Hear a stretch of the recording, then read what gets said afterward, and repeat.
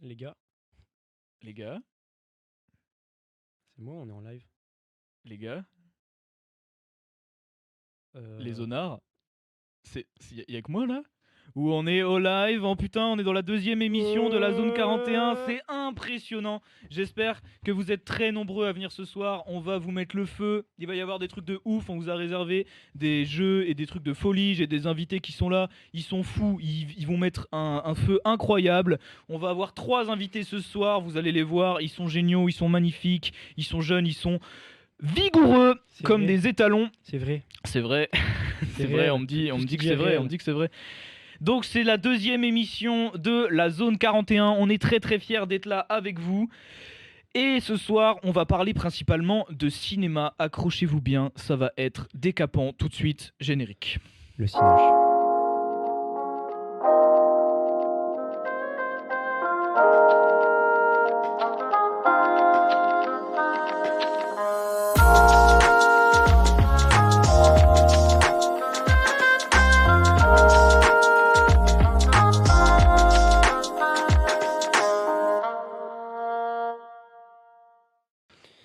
Bonjour.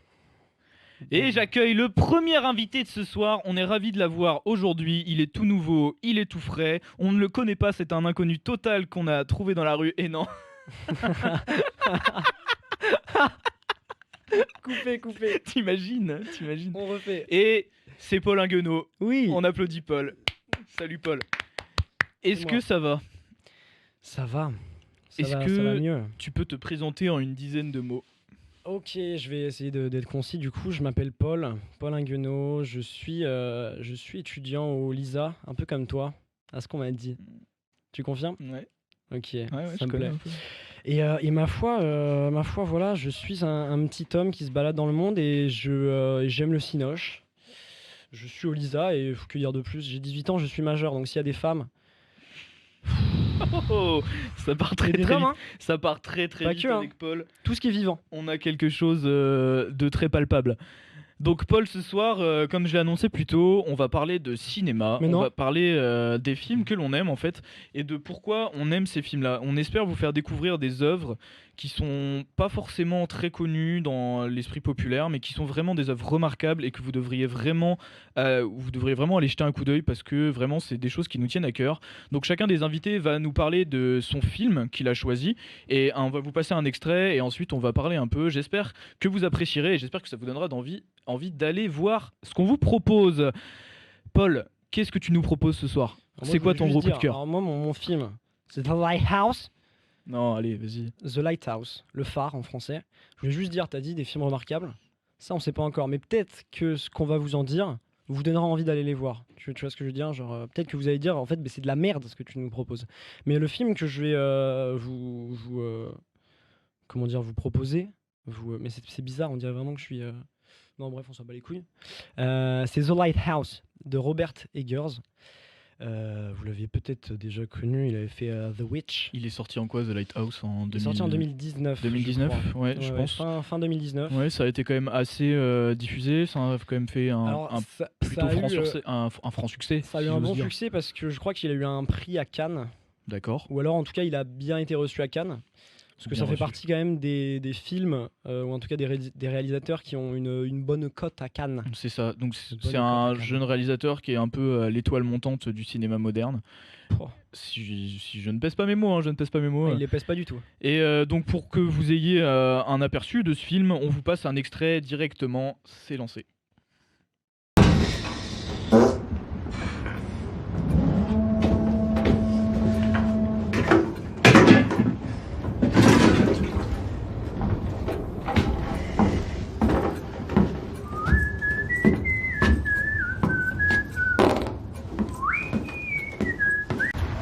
Queer way to wear your shoes. Just didn't want to wake you, is all.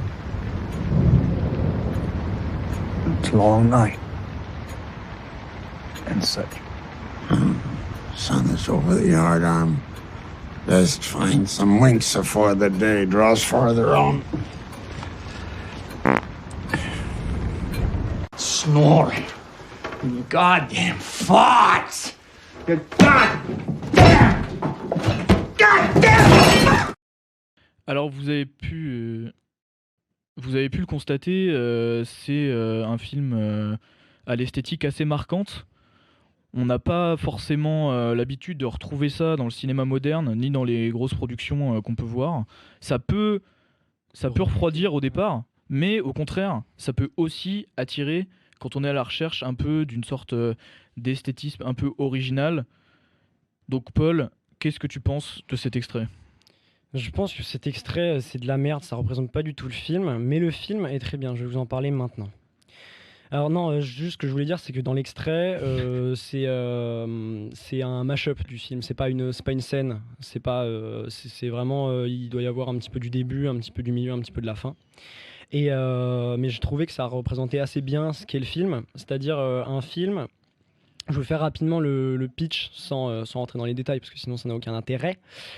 Mais c'est un film où on voit deux gardiens de phare arriver sur une petite île avec un phare. Et leur but, ça va être de le vivre, de cohabiter pendant, je crois que c'est 2 semaines, un truc comme ça, ou alors 1 mois, mais c'est pas une énorme période non plus. Et de s'occuper de ce phare, donc avec toutes les tâches que ça implique, tous les jours. Et donc on va suivre leur quotidien et leur cohabitation. Et en fait, il se trouve que ça va pas forcément bien se passer, Ça tourne parce mal un que peu. vivre sur une petite île comme ça, avec quelqu'un que tu connais pas forcément, avec qui tu t'entends pas forcément, voilà, c'est comme dans la vie. Hein, c'est pas forcément toujours simple. Parfois, il faut tuer des gens. Peut-être dans ce film. Non. Ou peut-être. En l'occurrence, non. Attention. Et donc, que dire de ce film ? C'est un film déjà, pour directement démarrer avec pourquoi je pense que vous devriez voir ce film, c'est un film déjà qui est très intéressant au niveau psychologique. C'est vraiment ce genre de film où où assez rapidement, on va commencer à se demander à quel degré de, je sais pas si ça se dit, de sanité, enfin être sain d'esprit, enfin vous voyez ce que je veux dire, sont les personnages. Donc là du coup il y a 2 personnages et du coup on oscille vraiment entre à se demander si le personnage, parce que du coup vous avez dû le voir, il y a Robert Pattinson, donc qui est le jeune, et Willem Dafoe, William Dafoe, ouais. qui est le vieux là, et lui il est vieux de ouf Il est fou, lui. dans le film. Et du coup, voilà, on oscille vraiment à se demander qui est fou pendant que l'autre est sain, qui est sain pendant que l'autre est fou. Est-ce que les deux sont fous, est-ce que les deux sont sains ? Et ça, déjà, c'est le premier aspect intéressant du film, c'est que voilà, c'est un film psychologique, un thriller psychologique. Mais ça, de toute façon, on le voit directement quand on voit le film, je trouve. C'est Exactement. vraiment l'aspect qu'on conçoit le plus. Et Ouais, justement, ouais. c'est ce qui va nous perdre dans la narration Exactement. et dans notre visionnage. Ouais, exactement. Et puis vient s'ajouter à ça, ça peut paraître un peu ridicule, mais l'alcool. Parce que voilà, j'ai eu des problèmes d'alcool, et le film traite très bien de cette problématique, parce qu'en fait, à la problématique de la sanité, je sais toujours pas si c'est un vrai mot, mais je le tente. C'est un vrai mot ce soir. C'est un vrai mot, la sanitation. Entre la sanitation et la folie, vient s'ajouter une dimension de la sobriété et de l'alcoolisme, enfin, vous voyez, des effets de l'alcool. Parce que il se trouve que pour résister, certains soirs, les deux gardiens, non, pas tous les soirs, Attention. au bout de 2 verres, les risques d'AVC augmentent. Au moins, ils ne conduisent pas. Je Ils tiens à conduisent dire. pas, ils ne conduisent rien, à part une brouette à un moment, avec un corps. Ah, j'ai rien dit. Ah, Ah. continue. Ok. Et donc, que disais-je ? Je me suis L'alcool. perdu. L'alcool. Revenons à l'alcool. L'alcool. Et donc voilà, vient s'ajouter à la folie provoquée par l'alcool. Et là, du coup, on va être encore plus perdu Là, on a parce une que confusion maximale. là, Quoi. la confusion. Non mais gars, je regardais le film, j'étais ok, confus de ouf. Et du coup, voilà, vient s'ajouter à cette confusion une deuxième confusion qui va encore plus te perdre et encore plus te faire questionner comment dire, j'ai pas envie de me répéter, j'ai pas envie de dire sanité 20 fois non plus, mais l'état des L'état personnages, d'esprit, l'état psychologique d'esprit, des c'est ça. personnages. Et c'est vraiment cool parce que c'est vraiment le genre de film où tu peux le voir une fois, te faire une opinion sur les personnages, sur leur état psychologique à un moment donné, le revoir et là te dire ah mais là en fait le mec est bourré ou alors là le mec il est fou et du coup ça te T'as change jamais la même complètement. perception du Voilà film, exactement. Donc déjà tu peux t'as avoir jamais le même visionnage. voilà en fait. exactement exactement. Surtout que c'est un film dans le rythme qui est très particulier. J'en parlerai après. Tu m'intéresses. Parlement. Et donc voilà, qui est très particulier dans le rythme. Et du coup, ben en fait, voilà, c'est jamais le même film qu'on regarde. C'est The Lighthouse, mais c'est c'est le cinoche, quoi. C'est un peu la lumière tournoyante du phare qui va passer sur tous les points de vue à la fois. Tu m'as volé Voilà, ma c'est ça. chronique ou quoi, là? Ouais, c'est exactement ça. Et donc, que disais-je? Oui, le montage.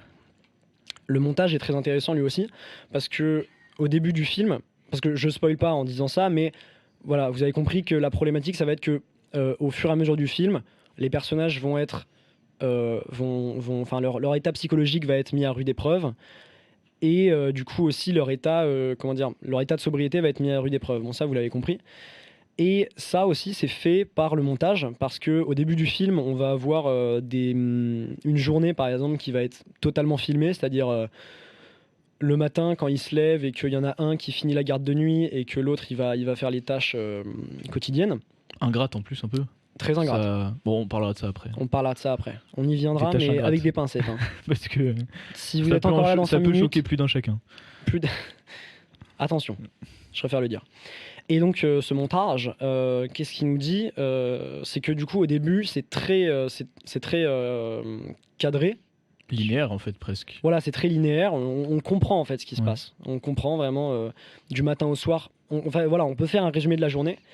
Et jusqu'à un moment, on va arriver où en fait, bah, tu pourras plus dire déjà ce que la personne a fait de sa journée. Et puis surtout, tu pourras même plus dire si on est, par exemple, si tu prends, j'en sais rien moi, un point T, un instant T du film, et que tu prends l'instant T plus 5 minutes, tu pourras pas dire si à ce moment-là, ça fait 2 jours depuis l'instant T, ou si ça fait 2 mois. C'est ça aussi la force du film. Donc voilà, très intéressant. Donc je vous invite vraiment à le voir. Si vous ne l'avez pas vu, si vous l'avez vu et que vous êtes dans le chat, mettez l'emoji phare. Je sais pas s'il existe, mais mettez-le s'il existe. Et en plus de ce scénario qui a tendance à nous perdre et à nous faire se questionner justement sur la narration, on a quand même un jeu sur l'esthétique et la technique de réalisation, de cadrage qui est quand même assez incroyable. On a Oui, des vraiment, plans qui ouais, sont magnifiques. Si vous vous penchez un peu vraiment sur l'esthétisme pictural du film, il est assez remarquable. Vraiment. Excusez-moi, je prenais un petit peu d'eau. C'est de la vodka. Je suis un peu stressé. Oui, vraiment, l'esthétique aussi, c'est même en fait la première chose dont on se rend compte, c'est ce que tu avais dit en intro. C'est que l'esthétique déjà noir et blanc, c'est pas commun. C'est pas commun depuis que la couleur est là, le noir et blanc. Et oh le passé, tu fais quoi On a des emojis phares dans le chat, Et ça apprécie. Le si- chat, on vous soutient, on est là. Et vous me régalez. Donc ouais, le noir et blanc. Le noir et Et blanc, bah, c'est pas un simple noir et blanc. c'est pas un simple noir et blanc. vraiment clairement un noir et blanc, tu vois, genre il y a- ouais, c'est vraiment une il y a- ségrégation. C'est ça. vraiment une ségrégation raciale de la couleur. Ça, on est en live. Ouais. Les gars. Les gars, il y a quoi Ouais, c'est vraiment une. Ok. Une séparation. C'est vraiment une totale séparation nette. et pragmatique. Exactement. De la luminance en fait. Enfin, c'est ce que. Voilà, les termes là. Tu peux nous expliquer? Tu On peux a un nous noir aiguiller et là-dessus? blanc extrêmement contrasté, comme vous avez pu le constater dans le passage, dans l'extrait qu'on a vu. Et ça apporte vraiment cette dimension lugubre et ce huis clos un peu renfermé. Exactement. On est renfermé dans l'obscurité des scènes. Ouais. Et on nous laisse avoir que ces petites éclaircies, et ça nous laisse avoir aussi un Ouais, paysage vraiment. assez mortifère. Ouais. C'est parce que faut bien savoir que Mon téléphone. ce film, même si ça a aussi un aspect commercial, ce que je veux dire, mais qui est pas très important parce que c'est pas un film très commercial justement, c'est plus un film indépendant. C'est un film qui a été tourné, je crois, avec des vieilles optiques. Donc des optiques qui devaient être utilisées sur pellicule à l'ancienne. Je vous parle d'une époque. Oh là, Voilà, c'est le Moyen-Âge ou on quoi? était minot, hein. En vrai, c'est pas vraiment le C'est le Moyen-Âge. Il n'y Moyen-Âge. avait pas le cinéma au Moyen-Âge. C'est le Moyen-Âge ou quoi? Oh, Les croisades. Du coup, je vous disais, The Lighthouse. Du coup, et voilà, des vieilles optiques qui ont été montées ensuite sur des. Donc des vieilles optiques, pardon, excusez-moi. Des vieux objectifs qui ont été montés sur des boîtiers, sur des caméras récentes. Ce qui fait qu'on a la qualité d'un C'est ça. film moderne.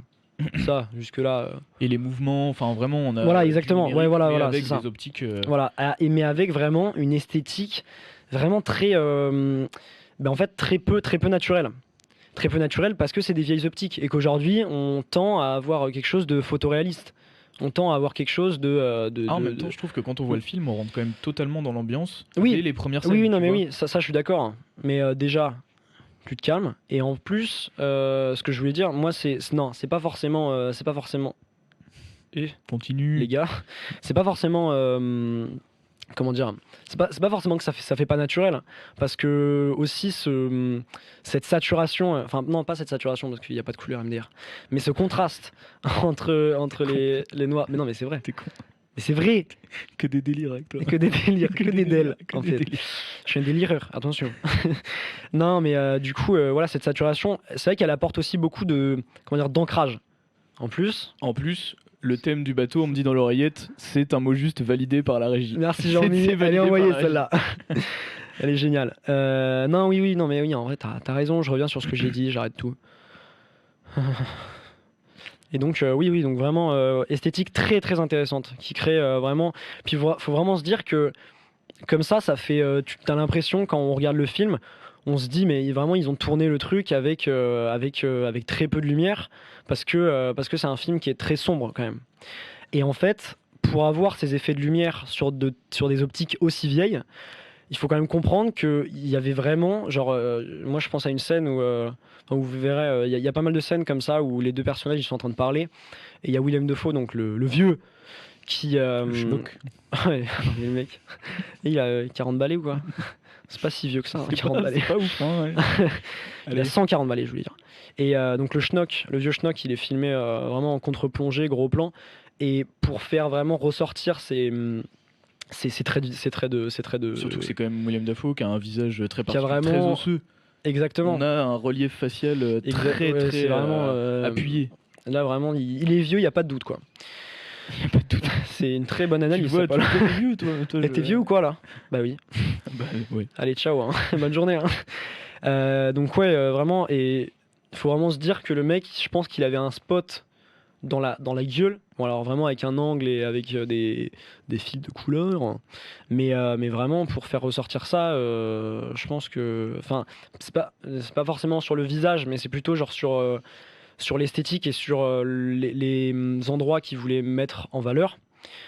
Je pense que vraiment la lumière, c'était extrêmement important, surtout dans un film comme ça en noir et blanc. Voilà, je me suis un peu perdu, mais Et je trouve ce qui est aussi très intéressant dans ce film, c'est cette dimension très fantastique et très horreur. Parce qu'on est toujours aussi sur l'interrogation, en plus de la psychologie, en plus du temps narratif qui est très distordu, on est toujours sur cette interrogation. Est-ce que le film va nous amener vers une fin plus fantastique ou plus dans l'horreur? On est toujours dans cet équilibre entre le surnaturel et le psychologique. Et c'est ça qui est aussi Ouais. très intéressant ouais, et très ouais, prenant dans le exactement, film. ouais, vraiment. Avec notamment plein d'allusions aux mythes grecs ou à la mythologie, Mythologie marine, quoi. mythologie marine, de l'océan, Lovecraftienne. de- Et, Exactement, c'est ouais, ça. ouais, vraiment. Ouais. Et on a vraiment un travail très intéressant avec ça qui participe à cette vraiment inclusion du spectateur dans les rêves et dans les hallucinations des deux marins. Mm. Et c'est vraiment Ouais. très intéressant. Ouais, vraiment. Puis moi, je trouvais ça, c'est très juste ce que tu as dit, mais après, tu as dit que c'était un équilibre entre le surnaturel et le naturel.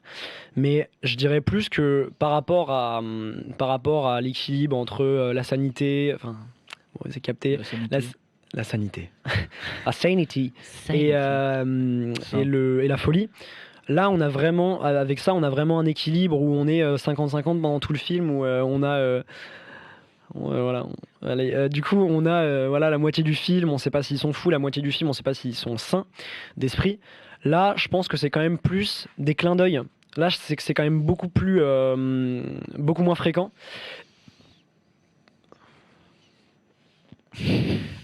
Et là, c'est beaucoup plus. C'est un ro. Un ro. Et C'est l'Euro Toto. c'est le ro de l'eau. Ok, Ok les les gars.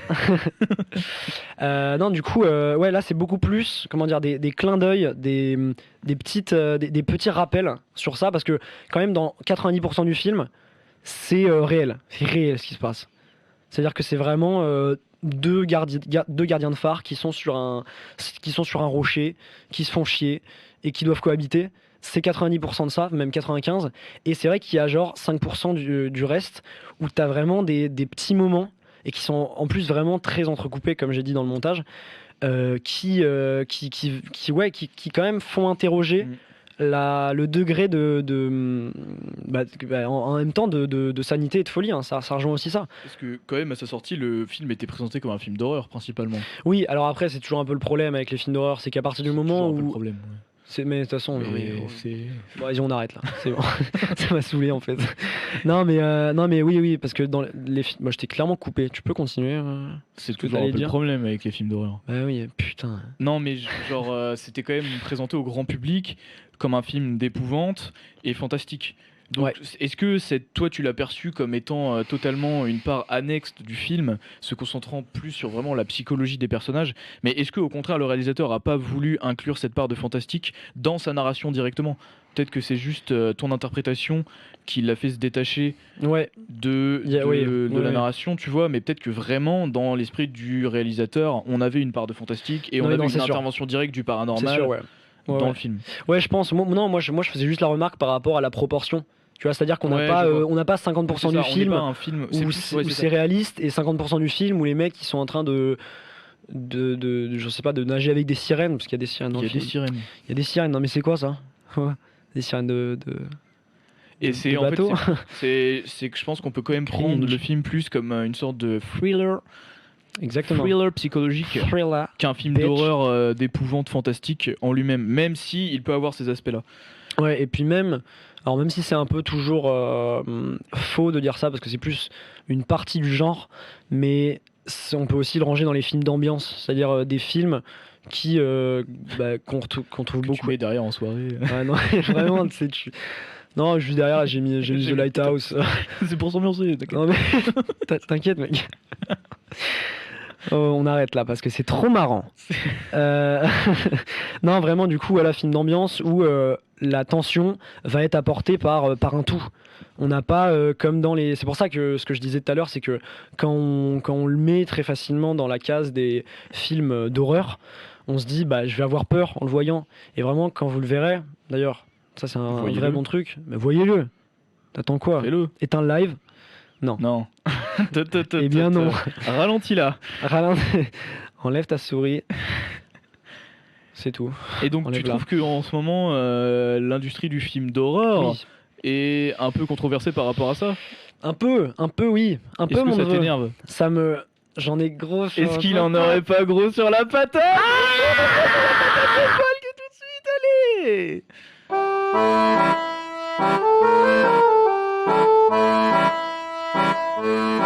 J'en ai gros sur la patate!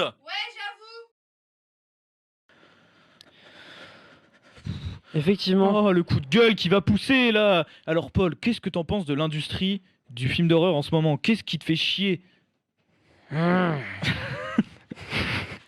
Lâche ton truc, mec. Mec, t'es crispé, je te vois. Je suis énervé. Voilà. Non, en vrai, c'est plutôt improvisé. Mais ouais, j'en ai gros sur la patate parce que je vais surtout parler d'un studio. C'est le studio Blumhouse. Ah, ces fils de pute. Ah non, j'ai pas le droit de dire ça sur Twitch. Arrête, t'es fou toi. Oh, arrêtez tout. C'est méchant là. Qu'est-ce qu'ils font? Ils font des films d'horreur à bas budget, enfin pas à bas budget, mais avec des scénarios éclatés où les seuls trucs qui vont te faire peur, c'est des jump scares forcés. Et donc, forcément, après, ça peut plaire à certaines personnes. On part hein. sur une industrialisation des codes du cinéma d'horreur en fait. Ouais, clairement. Qui en- clairement. Non, mais oui, qui clairement. en fait une recette qui marche mais qui n'a plus de saveur. Exactement. C'est comme de la purée mousseline. C'est comme ça, le cinéma d'horreur devient de la purée mousseline, mais Ouais. noire. De la purée mousseline pourrie. Qui va manger ça? Donc méfiez-vous des films comme ça. On a beau aimer ces films d'horreur, mais on a aussi quand même une recherche artistique qui est derrière. Donc peut-être on veut le frisson, c'est On ça le qu'on veut, cherche. on le veut. Mais est-ce qu'on veut pas aussi l'émerveillement dans les pupilles? Et oui, C'est ça, bah oui. c'est ça. Après, Bah oui, hein. après, il en faut pour tout le monde. Bien sûr, il en faut pour tous les goûts. Moi, ce que je voulais dire, c'est que bien sûr, le petit Annabelle 2, le petit Annabelle 1, t'as une petite soirée d'Halloween avec tes copains, vous voulez mater un film. Tu vas pas mettre The C'est ça. Lighthouse. Tu mets Tu mets Annabelle Annabelle 2 ou Annabelle 1. Ah, Oh, dites-nous dans les commentaires. dites-nous, mettez le smiley Annabelle 2 ou le smiley Annabelle 1. Annabelle 1. Dites-nous vite. Annabelle 1. Dites-nous vite, le live est bientôt fini. Dites-nous vite. C'est une blague. Hein. C'est une Ça blague, continue c'est un pendant blagueur, vous le connaissez 3 ans. maintenant. 3 ans de live. Ok. Ok, c'était ton coup de gueule? J'en Moi, ai je gros t'ai pas sur la entendu, patate. J'ai pas entendu. Je n'ai pas entendu de Non, coup mais de du gueule. coup, non, mais en fait, c'est pas vraiment un coup de gueule, mais Non, c'est juste mais que ouais, c'est un ras-le-bol. c'est un ras-le-bol. J'en ai ras-le-bol de la patate. J'ai J'en ai un ras-le-bol bol de la patate. qui est ras. Mais oui, mais c'est un peu aussi que, bah, du coup, voilà, c'est aussi ça, c'est aussi un très bon exemple, c'est que The Lighthouse, quand on le présente, ou même, tu vois, c'est un peu la même chose pour The Shining, même si c'est pas le même, c'est pas la même époque, c'est pas le même type de réalisateur, tout ça, mais c'est quand même des films. Quand tu les vois, on a beau te dire c'est un film d'horreur, t'as pas peur. Enfin, genre tu vas pas faire oh là là, je vais faire des cauchemars cette nuit. Enfin, il y a des gens qui peuvent être à ce niveau de. Dans Eh. le chat, ils sont en train de dire que le studio que tu as cité tout à l'heure, ils ont quand même produit Get Out, qui est quand même un film d'épouvante, qui casse un peu les normes de ce cinéma d'horreur. Oui, mais c'est qu'on parce nous que rabâche. derrière il y a Jordan Peele. Donc forcément derrière il y a un auteur. Mais si tu veux, quand ils produisent, alors j'ai peur de dire une connerie, mais je sais pas ce qu'ils ont produit en fait. J'en ai gros sur la patate, mais je ne sais pas ce que je dis. Je suis complètement ivre. La vodka commence à faire effet. Vous êtes sur zone 41. Les problèmes d'alcool reviennent. Et voilà, c'est un C'était peu. The Lighthouse. c'est- Eh ben, on a kiffé ton passage, Paul Guenot. Je suis complètement ivre. C'est une viande morte, il est bleu comme le ciel. On passe à notre Comme second le invité. Merci beaucoup d'avoir été avec nous ce Oh soir. non, c'est On déjà te revoit fini. Sûrement en fin de soirée pour des petits Mais trucs, tu connais. On va me revoir. Oui, Oh, ok. Allez, j'ai kiffé parler avec toi. Merci beaucoup, Pas Paul, moi. d'être repassé par Déconne, ici. j'ai adoré. Merci, Paul. Et on passe directement à notre second invité générique.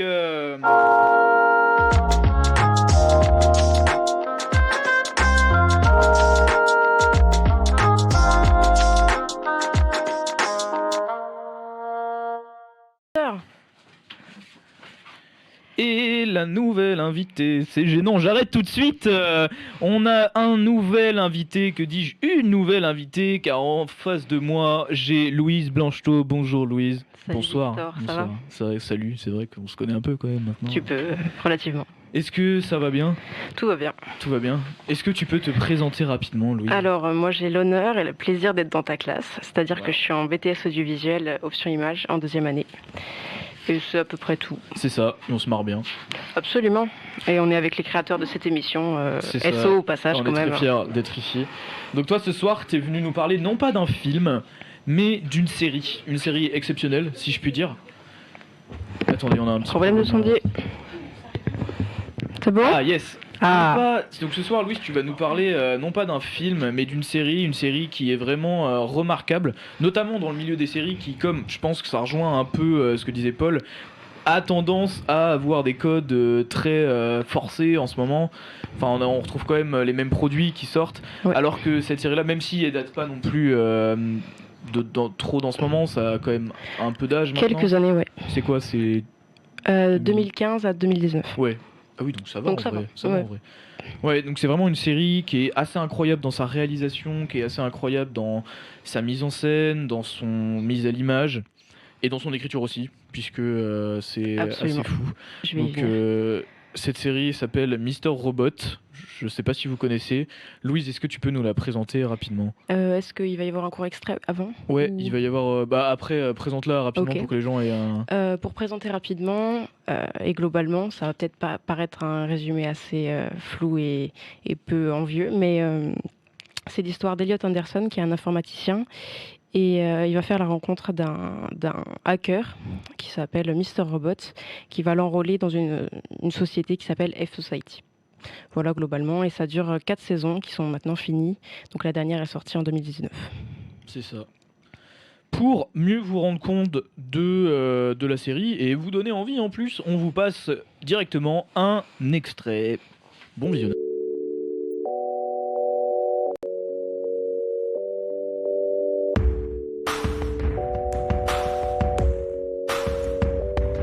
With your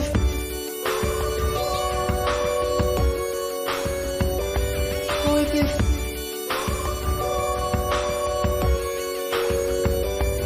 with your feet in the air and your head on the ground. Try this trick and spin it. Yeah, you have a collapse, but there's nothing in the last kiss had. Where is my mind? Where is my mind? Where is my mind?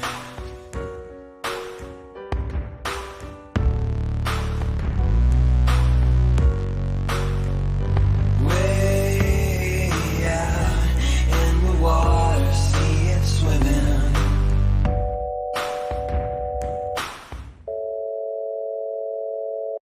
I was swimming in the Caribbean.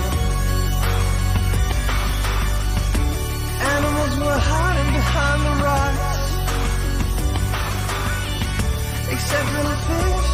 But they told me, swear, trying to talk to me. Where is my mind?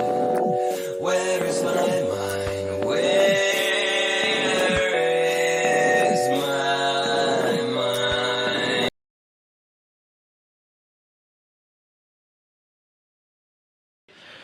Et merci pour cet extrait. Cet extrait. J'espère que vous avez kiffé. Louise, c'est vraiment une série chouette que tu as choisie, je trouve. Enfin, moi, j'aime beaucoup cette série. Est-ce que tu peux nous dire, toi, pourquoi tu l'aimes? Donc toi, tu as vu seulement les 2 premières saisons, c'est ça? Ouais, je crois que je me suis arrêté à la 2 et j'ai dû commencer la 3 rapidement, mais pas tout, tu vois. Genre, Ok, bah, je vais essayer de pas trop spoiler parce que je pense que c'est une série qui repose énormément sur les plot twists et ce serait dommage de tout gâcher. effectivement. Mais c'est une série extrêmement intéressante dans le sens où narrativement et esthétiquement, elle est incroyable, vraiment incroyable. Donc c'est Sam Esmail, le réalisateur. Et donc déjà narrativement, les personnages sont extrêmement aboutis, très réfléchis. Notamment le personnage principal, donc Elliot Anderson, qui est joué par Rami Malek, qui est un personnage assez fascinant et extrêmement attachant, alors qu'il est justement très introverti. On connaît peu sa personnalité et on va la découvrir au fur et à mesure des saisons.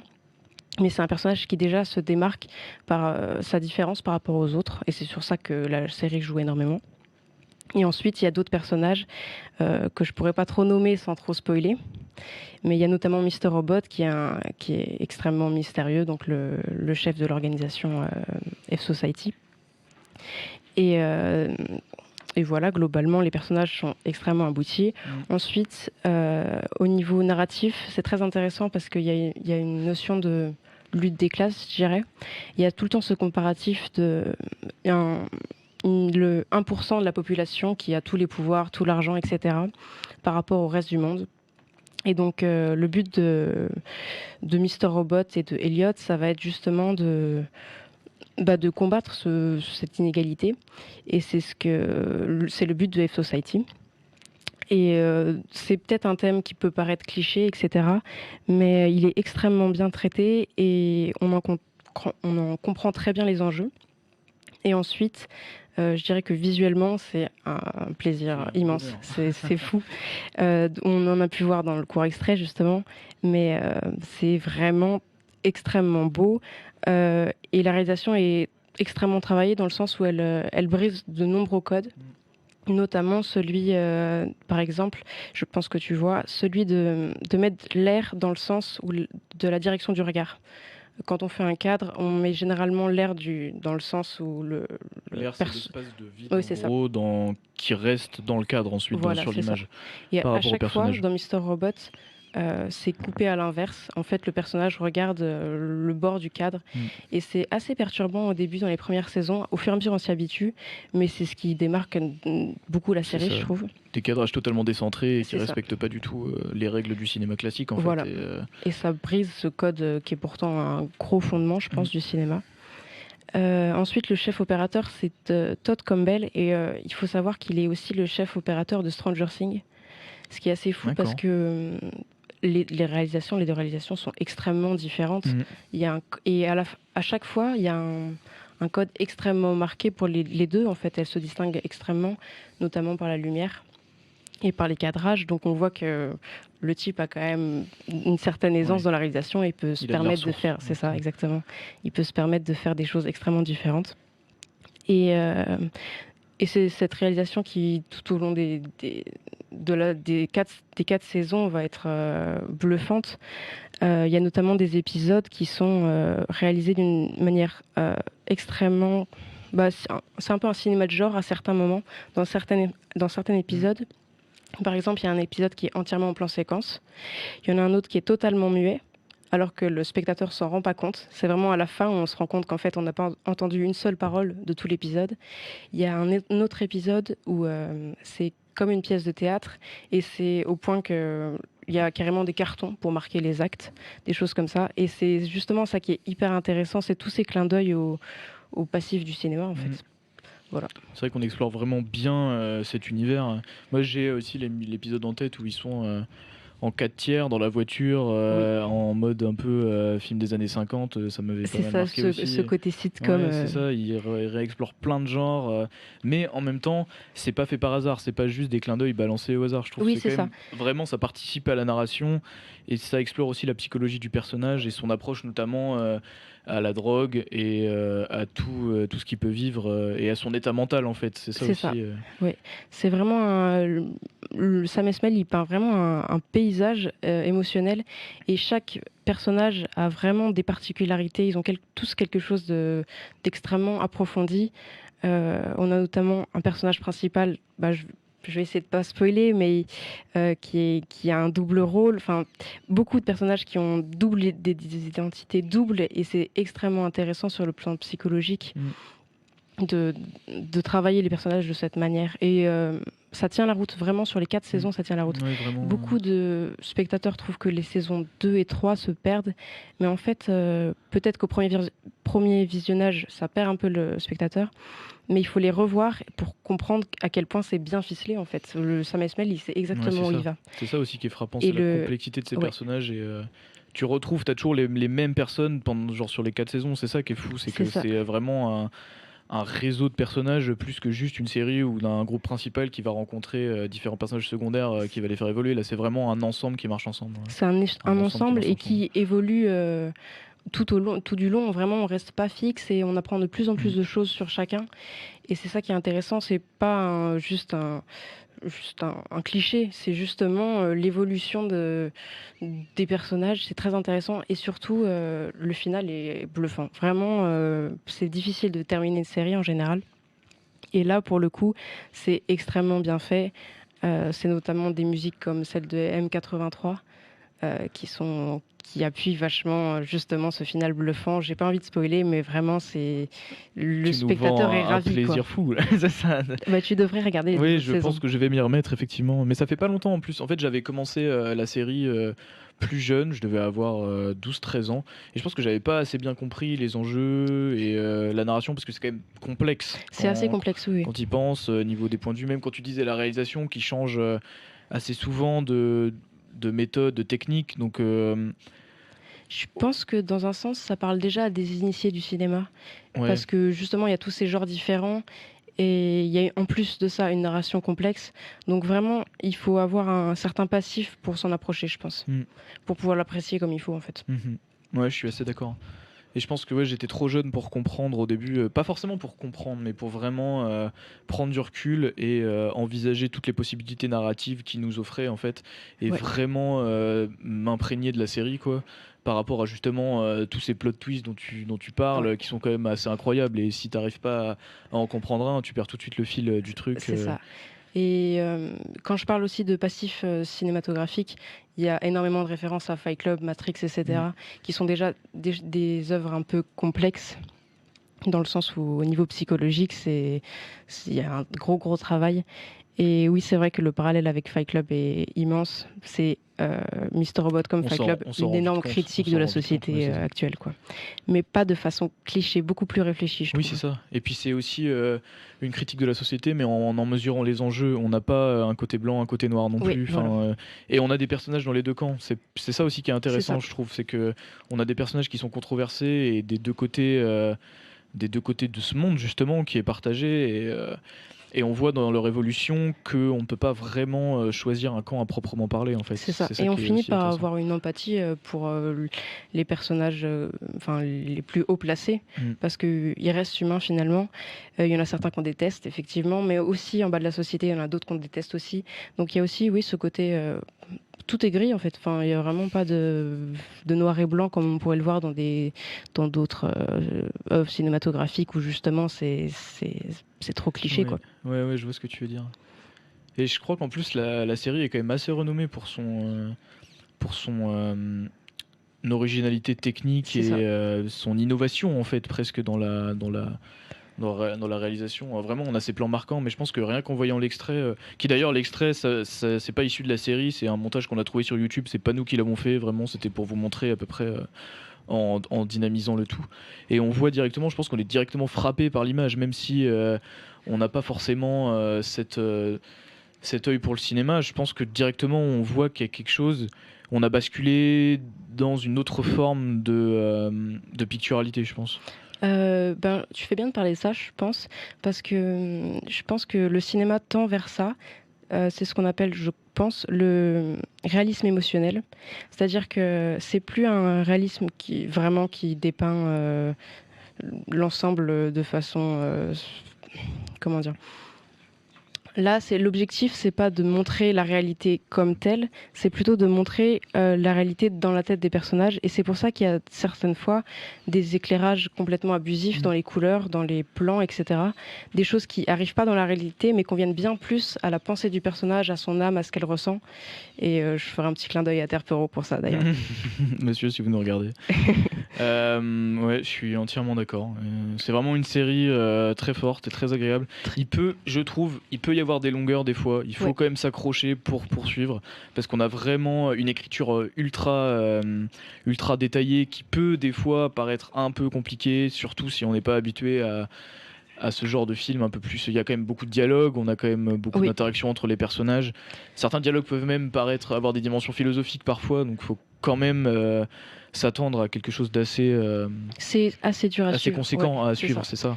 C'est dur à suivre parce que c'est des milieux qu'on connaît pas finalement, et ça reste très américain dans un sens, mais globalement c'est assez incroyable. C'est assez facilement. Et on vous conseille fortement cette série. Et c'est le jeu d'acteur aussi notamment qui joue vachement sur l'impression qu'on a, parce que c'est vraiment excellent. Il y a un côté naturel. Les dialogues sont super bien écrits, vraiment.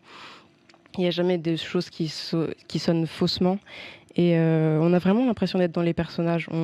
Déjà, on est empathique envers eux, mais ensuite on les comprend, et je pense que ça parle à un public, à des minorités notamment, parce que, sans essayer de pas spoiler, mais il y a la question du dédoublement de la personnalité, et je pense que c'est super intéressant de parler de ce genre de sujet, aussi le travestissement, des choses comme ça, des choses des minorités en fait. Ouais, je suis entièrement d'accord. Donc, vraiment, jetez un œil à cette série, ça vaut vraiment le coup. Comme tous les films dont on va parler et les séries qu'on va parler ici, normalement. Mais je pense qu'elle est un peu sous-cotée quand même, Mr. Robot. On en parle assez peu parce qu'elle sort pas sur Netflix ou quoi. Oui, mais elle est quand même assez connue. J'ai quand même entendu parler de beaucoup de gens qui m'en disaient du bien en me conseillant des séries. Et c'est notamment une des séries qui sort justement un peu des codes. C'est ça aussi qui est intéressant pour découvrir un nouveau truc. Oui, qui sort de tous les clichés pour être un peu Netflix qu'on pourrait voir en ce dépaysé, moment. c'est ça, Ouais. tout en passant du bon temps parce qu'on a quand même affaire à une histoire assez folle Oui, bien sûr. et qui est prenante, enfin et Ouais. qui soulève aussi des enjeux actuels, donc ça regroupe tout à la fois. On peut la prendre d'une approche totalement divertissement, etc. Et sur ce point, ça marche très bien. Mais je pense que ce qui est beaucoup plus intéressant, c'est d'y réfléchir. En fait, ça pousse vraiment à la réflexion. Et c'est ce que veut le réalisateur. Oui, C'est sûr. totalement les idées défendues. Donc, conclusion, on vous conseille vraiment beaucoup cette série. Allez checker Mr. Robot en vitesse. Ça va vous faire un maximum de plaisir. Et tout de suite, je lance la battle de regard.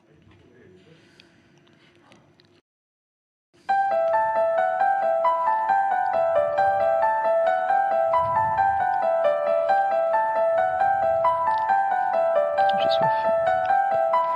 Tu clignes les yeux. Ah, faut pas cligner? Je sais pas. Je suis nul, je peux pas cligner les yeux. Attends. Tu fixes mon nez ou tu fixes mes yeux? Je fixe ton œil droit. Mais je fixe Ça, c'est peut-être bizarre, hein, comment plus ça, le des reflet dans ta tout le temps. lunette. C'est là que ça commence. Il y a vraiment une mouche qui est passée devant moi. Ah oui, je l'ai vu aussi. Elle distord ma perception du temps et de l'espace. Je ne te vois plus, tout se trouble. Tout est flou, Victor. Les projecteurs sont braqués sur nous, mais je ne vois que ses yeux qui me... Je commence à voir très flou. Et on a Cassandra C'est qui une question de apparaît. seconde avant mes larmes. Eh, mais t'as pas cligné toi? Non, je peux cliquer. What? Mais comment? Je sens comme un élément perturbateur. C'est comme un ennemi.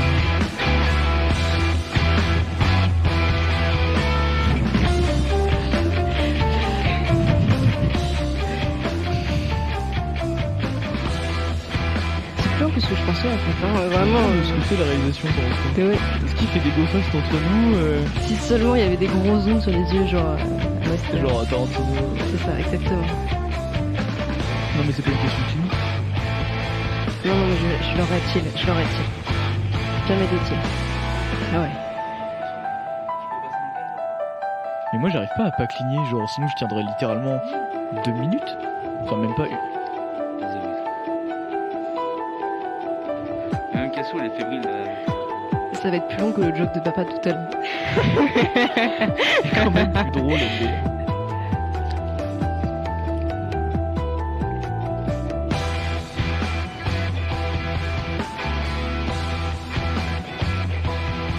Cet œil gauche toujours. Moi, je change un peu des fois.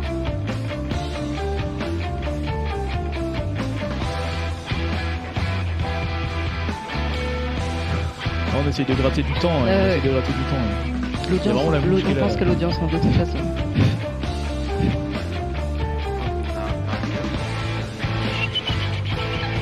Tu me déconcentres pas, c'est... Je commence à ne plus Il rien se voir ligue- vraiment, il se littéralement. ligue contre moi. Ah non, c'est juste solidarité de coloc. Hein. Enfin, moi j'avoue, t'es pas Là, il fait des. Je sais plus ce que je regarde là vraiment. Ouais, là, on sent qu'il. Là, il est fébrile, là. C'est pour ça qu'il tente des trucs. Oh waouh. Ah, non, mais attends, mec. Non. Non. Voilà, ouais. Oh, mais Ouais, j'ai louché, j'avoue. C'est une victoire de Louise. On a affaire à vraiment un règlement de compte. C'est incroyable. C'était un peu. Bien joué C'était Louise impressionnant. et merci beaucoup d'avoir été avec Merci nous ce à toi. soir. Merci de nous avoir présenté cette formidable série qu'est Mr. Robot. On vous encourage Allez la vivement voir, à aller la vraiment. regarder et à aller l'apprécier un maximum parce qu'elle est géniale. Merci beaucoup Louise. Gros bisous à toi. Bah, gros et à bisous, tout à l'heure et- hein, parce que je pense que Absolument. voilà on se voit. Et on passe au prochain invité. Boum.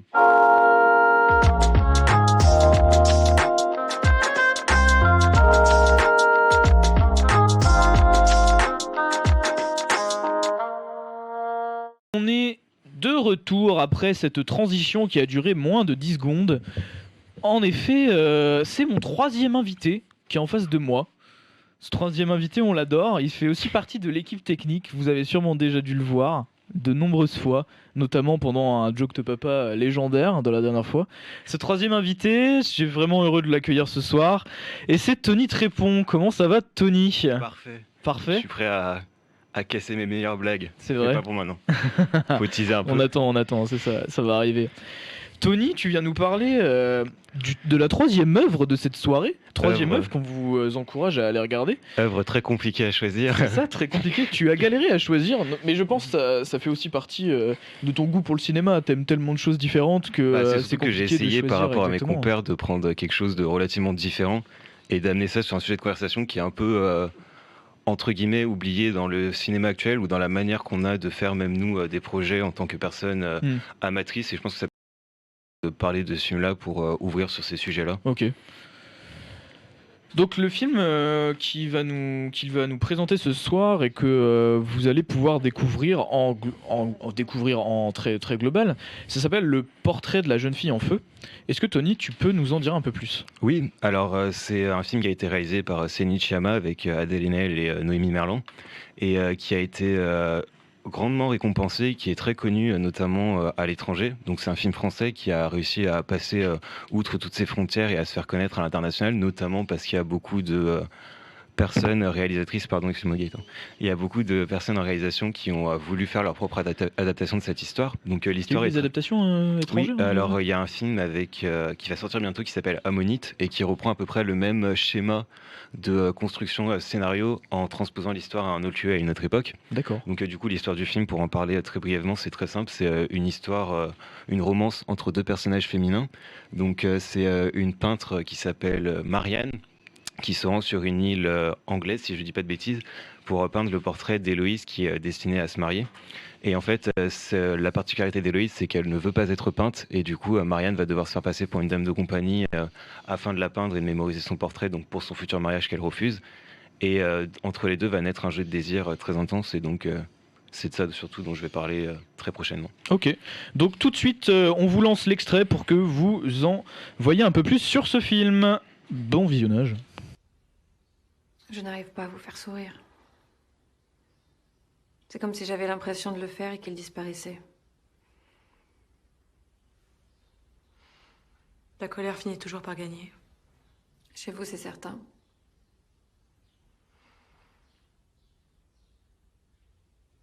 Je ne voulais pas vous blesser. Vous ne m'avez pas blessé. Si, je le vois. Quand vous êtes ému, vous faites comme ça avec votre main. Vraiment? Oui. Et quand vous êtes embarrassé, vous mordez vos lèvres.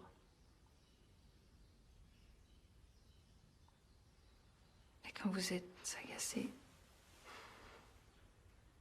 vous ne sciez pas. Vous savez tout.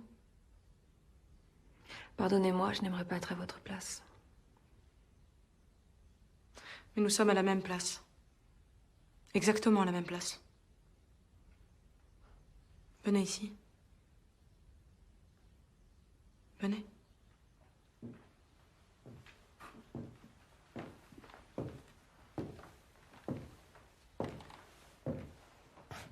Approchez-vous.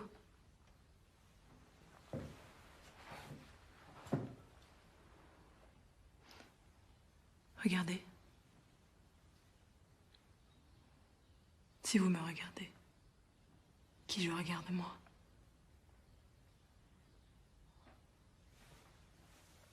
Quand vous ne savez pas quoi dire, vous baissez la tête et vous touchez votre front.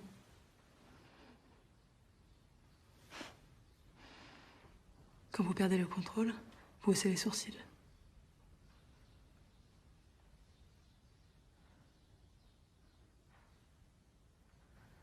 Et quand vous êtes troublé, vous respirez par la bouche.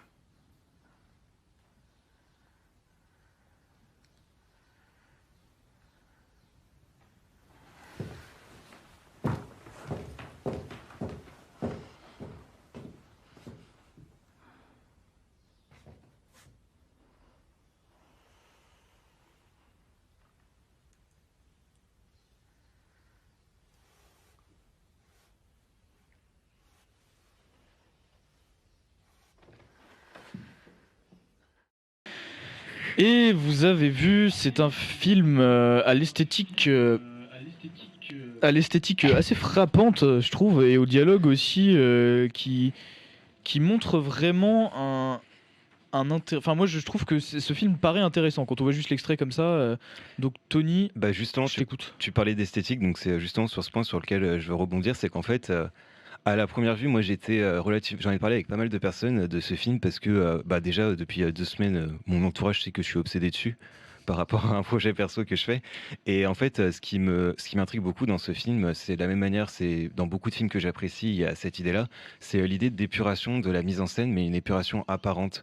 C'est-à-dire qu'on a beaucoup tendance aujourd'hui à voir des films qui vont aller chercher loin dans l'esthétisme par des mouvements de caméra très poussés ou alors une plasticité qui est exagérée à l'extrême. Donc des traitements de la couleur par exemple ou de la lumière qui vont être très saturés. Et là, tout le film se construit sur des mises en scène qui sont entre guillemets d'apparence relativement simples.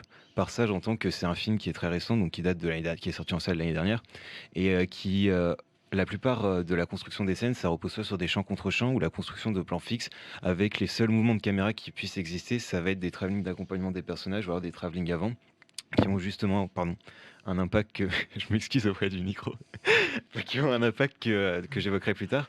Et donc justement, notamment dans cette mise en scène, en fait, le seul intérêt de cette scène qu'on vient de voir, c'est le champ contre champ, mais c'est que elle arrive, la réalisatrice, à utiliser des techniques qui sont basiques et qui existent depuis l'existence du cinéma. Donc en parlant des premiers champs contre champ qui doivent dater de 1900 avec la Brighton School. Et donc on a toute cette construction-là d'un élément d'apparence de mise en scène qui est très simple, mais cette épuration, elle vient au service de l'histoire en fait. Et là, c'est que justement dans la scène dont on vient de parler, ça survient dans le film au moment où Héloïse accepte enfin de poser pour Marianne, et donc c'est la première fois qu'elle pose pour la peintre, et il y a cet échange entre les deux personnages de sujet de regard. Et justement, tout le film se construit son intrigue sur ça. Du coup, vu que c'est le développement d'un désir entre deux personnages féminins, se pose obligatoirement, par nécessité, la question de réification de la personne. Donc, de fait de transformer l'autre en objet. Et c'est justement aussi tout l'enjeu de la représentation picturale. Parce que ce qu'il y a d'intéressant dans ce film, c'est que c'est un film qui parle d'un autre art. Donc, ça se fait le miroir de l'art en lui-même. C'est-à-dire que c'est un film qui est une succession d'images, qui va parler de comment est-ce qu'on crée une image de quelqu'un. Et donc, il y a toute cette représentation-là de passer par le regard de quelqu'un, donc du personnage principal de Marianne, le film se construisant d'autant plus comme un récit en flashback de ce personnage. Et donc, il y a cette idée, cette première partie du film qui est concentrée sur la lutte d'Héloïse à ne pas vouloir être perçue comme un objet par les autres et donc à refuser d'être représentée sur un objet pour justement être réduite au rang d'objet. Et elle accepte par développement d'affection justement envers Marianne, donc envers la peintre qui va se servir d'Héloïse comme muse, à devenir son objet et à se laisser porter comme ça. Et donc on pense que cela est acquis du fait que la peintre va dresser le portrait du personnage féminin d'Adèle Haenel, mais il y a justement cette inversion qui s'effectue au cours de cette scène, où justement la réplique forte dont tu parlais plus tôt, c'est vous êtes à la même position que moi, si vous me regardez, moi aussi je vous regarde. Et en fait, il y a tout cet enjeu-là dans la construction du découpage, c'est très simple, c'est qu'elle va commencer par des plans serrés sur le peintre, donc on va avoir un raccord regard qui va nous ramener au personnage qui est le sujet du portrait, et au moment où le personnage du portrait va être rejoint par celui qui l'a créé, donc au moment où le personnage d'Héloïse va être rejoint dans le champ par Marianne en l'invitant, on a ce léger travelling avant qui indique un mouvement et une variation, une sorte de dialecte dans le rapport de force entre les deux personnages. Et on a à ce moment-là une inversion qui s'effectue déjà par le dialogue, puisqu'elle lui explique qu'elle a la même position qu'elle. Elle lui énumère tour à tour les raisons ou les tics qu'elle a remarquées, les manières qu'elle a de se comporter, qu'elle a remarquées. Et à cette inversion, du coup, quand Noémie Merlan retourne à sa place de peintre, on a justement cette inversion de manière de filmer. Là où on avait un plan serré qui coupait au buste Noémie Merlan, donc le peintre, et un plan qui dressait le portrait de Héloïse sur sa chaise en robe verte, et ben il y a cette inversion qui s'opère où c'est justement Héloïse qui va devenir le sujet et la personne qui regarde et lancer un raccord regard qui va enchaîner en plan plus large, donc comme si on dressait le portrait de la propre peintre. Et donc justement, il y a cette inversion de regard qui est très intéressante et qui justifie toute la dimension qu'a le regard dans le film. Parce que justement, l'intérêt de ce film, c'est que cette mise en scène épurée, elle repose sur l'enjeu des regards, parce que le développement des sentiments amoureux est effectué d'une façon que je trouve très intéressante. C'est que plutôt que de passer par une succession de dialogues qui vont être très mielleux, très travaillés, ou alors par la complexité qu'on peut avoir à construire des dialogues quand on fait un projet personnel, donc ça c'est en général pour tous, le moment dans un film, je trouve, où ça peut le plus péché, surtout aujourd'hui dans les films, entre guillemets, quand on réalise des courts-métrages, c'est la création de dialogue. Parce qu'on peut se dire, en fait, un dialogue, soit il est très bien écrit et ça peut ne pas se percevoir, soit il est très mal écrit et ça se perçoit tout de suite. Après, on a des distinctions de dialogue, on a des répliques fortes dont on se souvient, mais en général, quand on écrit, ça se passe mal. Enfin, ça se passe mal, c'est-à-dire que le dialogue peut nous apparaître cliché, ou alors exagéré, ou alors on en vient à se dire qu'on ne dit pas ça dans la réalité, mais justement, le film n'étant pas la réalité. C'est ça, c'est très dur d'atteindre une justesse. Voilà, c'est ça, c'est pas si dérangeant que ça. Et donc, à cette succession et à cet, entre guillemets, échec de communication par le dialogue, il y a des corps qui vont se répondre. Et c'est pour ça que je trouve que c'est fondamental de voir des films comme ça encore aujourd'hui, c'est que on peut comprendre et on peut arriver à faire développer un désir entre deux personnages et à construire une histoire d'amour qui est forte, crédible et appréciable des spectateurs en passant simplement par des corps qui se rencontrent, donc par des échanges de regards qui vont construire les différentes scènes, puisque chaque scène va se construire sur un raccord regard entre les personnages et chaque plan va ainsi être délimité dans le temps par le fait que le personnage va regarder à un moment ou à un autre et quand le personnage regarde, on va passer au plan de l'autre. Donc on a cette construction du sujet qui est regardé et qui regarde un objet et de l'objet qui va regarder le sujet en inversion. Et après, il y a les corps qui vont se rencontrer de manière beaucoup plus intime dans la suite du film. Et donc tout cet enjeu-là et toute cette romance-là et ce développement de relation-là, justement, je le trouve intéressant parce qu'il passe par les rencontres entre les corps dans un cadre, plus que par les dialogues qui sont captés. Et donc justement, c'est de ça dont je voulais parler, c'est l'idée de aujourd'hui, quand on fait des films, on peut avoir tendance à voir que beaucoup de scénarios, quand on va vouloir vendre un scénario ou envoyer un scénario à quelqu'un, on nous parle d'une suite dialoguée. Et donc aujourd'hui, on apprend plus, quand on veut faire un scénario ou faire un projet personnel, à écrire une suite de dialogues, plutôt qu'à penser l'image ou le montage ou la manière de créer une ambiance sonore, et donc à penser l'action en tant qu'action, en tant que déplacement des corps, donc en tant que mise en scène, c'est-à-dire par extension théâtrale, la mise en scène, c'est le déplacement de corps sur une scène. Et donc on en vient à oublier cette notion de mise en scène pour passer plutôt des informations par le dialogue, alors que ça peut être beaucoup plus puissant, beaucoup plus intime et beaucoup plus émouvant de se faire se communiquer deux corps par leur déplacement et le lien qu'ils ont entre eux, de repoussoir ou d'attraction, plutôt que par les paroles qui vont émerger, surtout que les mots pouvant déformer des sentiments ou la nature même d'une relation. Et donc c'est ça que je trouve très intéressant, notamment de manière générale dans le film. Après, il y a tous les enjeux dont je pourrais parler, de lumière notamment, qu'on ne perçoit pas forcément, mais cette dimension un peu de ce film vraiment conte de fées, où peu importe où elle se déplace, elle est toujours éclairée comme si elle était la source de lumière dans le cadre et que c'était elle qui inondait tout le monde de sa parole ou de sa présence. Et donc ça, c'est vraiment très puissant et ça fait que l'image a une esthétique qui est très pure et qui peut paraître simple, alors que je suis prêt à parier tout ce que tu veux, que personne peut... Enfin, c'est très très compliqué de refaire une lumière comme ça, extrêmement diffuse. Mais on a quand même cette impression de simplicité assez forte quand on voit le film. On se dit waouh, c'est vraiment une épuration totale, mais comme tu nous le dis, ça cache des mécanismes et une complexité assez folle en fait. C'est ça qui est assez épatant avec ce film. C'est-à-dire qu'il y a la complexité quand on crée déjà une équipe technique de se dire que par l'épuration, je dois faire comprendre des choses. Parce qu'on peut tous se servir d'un mouvement ou d'un quelconque outil cinématographique pour être sûr de faire percevoir telle chose comme ça. Par exemple, tu parlais, Paul, plus tôt d'une contre-plongée pour faire comprendre d'une étrangeté ou montrer la domination d'un personnage. Mais l'utilisation d'outils qui ne vont pas choquer visuellement le spectateur, mais qui vont lui permettre de développer une certaine émotion est beaucoup plus compliqué à mettre en place parce que c'est des outils qui sont acquis comme des bases, c'est-à-dire que la plupart des séries aujourd'hui vont se construire sur des champs contre champs et pourtant c'est pas des séries qu'on va projeter au cinéma. C'est-à-dire qu'il y a une dimension et elle va parvenir à réfléchir avec sa chef opératrice, donc qui est Claire Maton. Elle va se mettre en idée de comment est-ce que je me sers d'outils qui sont simples pour développer la complexité de sentiments. Et c'est ça qui est d'autant plus dur, c'est que on pourrait trouver 1000 façons de développer une histoire d'amour, donc 1000 façons d'aller et d'utiliser sa caméra de telle façon, de produire telles images, de mettre en avant telle couleur, de lier les plans de telle façon, fondu, enchaîné, cut. Et en fait, en revenant aux bases et à l'épuration, c'est beaucoup plus dur de savoir comment créer une mise en scène, je trouve, qui est puissante. Mais c'est beaucoup plus dur, mais c'est aussi beaucoup plus accessible à un grand nombre de personnes. Et à partir du moment où on arrive à maîtriser la manière dont les corps vont se répondre l'un à l'autre et vont réagir entre eux pour développer une tension, un sentiment, et ben je pense qu'à partir de ce moment-là, on peut commencer à travailler les dialogues et à aller plus loin dans sa mise en scène et à se faire des particularités de mise en scène. Donc toi, tu passerais plus par l'inverse un peu d'un scénario qu'on mettrait en scène. Toi, tu voudrais plus passer par une mise en action en premier qui en découlerait un scénario et des dialogues, c'est ça en fait? C'est-à-dire que je suis plus intéressé quand je lis un scénario ou une histoire à la manière dont l'action va se développer au cours d'une séquence plutôt que par les paroles qui vont être échangées entre les personnages. C'est pour ça que beaucoup de fois, quand je vois, il y a des chaînes YouTube qui existent de ça et qui sont très intéressantes, qui s'appellent Screenplay ou Script to Screen, et qui comparent la scène qui est filmée, donc qui est montée, au scénario d'origine, parce qu'il y a des scénarios qui sont rendus publics. Et donc je trouve ça très intéressant parce qu'il y a il y a pas mal de scénarios de films après les années 2000 où cette partie de l'action est très épurée. Par exemple, je pense à 500 jours ensemble où il y a tout le dialogue de fin sur le banc, du coup, où il y a seulement cet échange de paroles et tout ce qui se passe au milieu des actions est passé outre, mais on arrive à amplifier et accentuer les seules actions qui puissent exister et avoir un impact intentionnel dans le découpage. Donc, par exemple, quand elle met sa main sur l'autre, sur la scène de l'autre. Mais je trouve que justement, on peut montrer de 1000 façons un sentiment. Par exemple, comment faire naître un désir. On peut l'écrire, un dialogue de 1000 façons pour faire naître un désir, puisque de telle façon que chaque personnage s'exprime de sa manière, comme il veut, avec ses mots, avec son ton, et va avoir un rapport et une interaction à l'autre personnage, donc à l'autre corps qui est différente. Mais le fait de passer d'abord par le développement d'une action, se dire que pour montrer qu'un personnage tombe amoureux, je vais le faire regarder intensément, le personnage en face va se déplacer, donc le sujet de son observation va se déplacer, et après je vais revenir sur lui.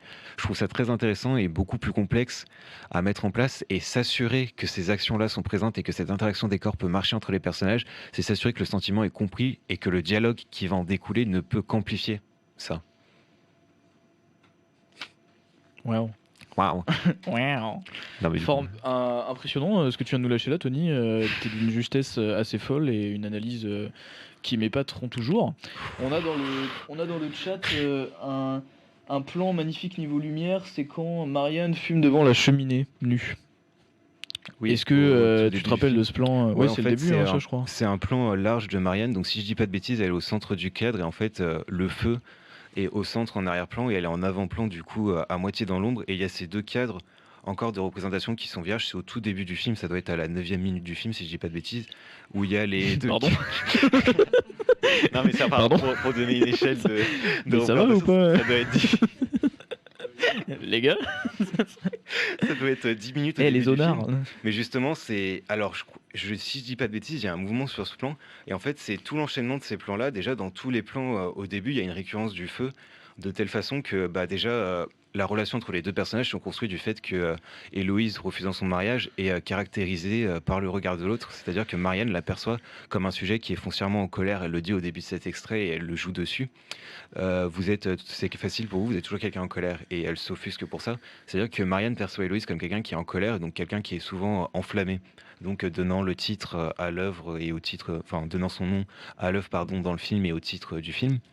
Et à l'inverse, Héloïse peut voir Marianne comme quelqu'un de beaucoup plus posé et de beaucoup plus pragmatique mais libre du fait qu'elle n'a pas une condition et un destin prédéfini.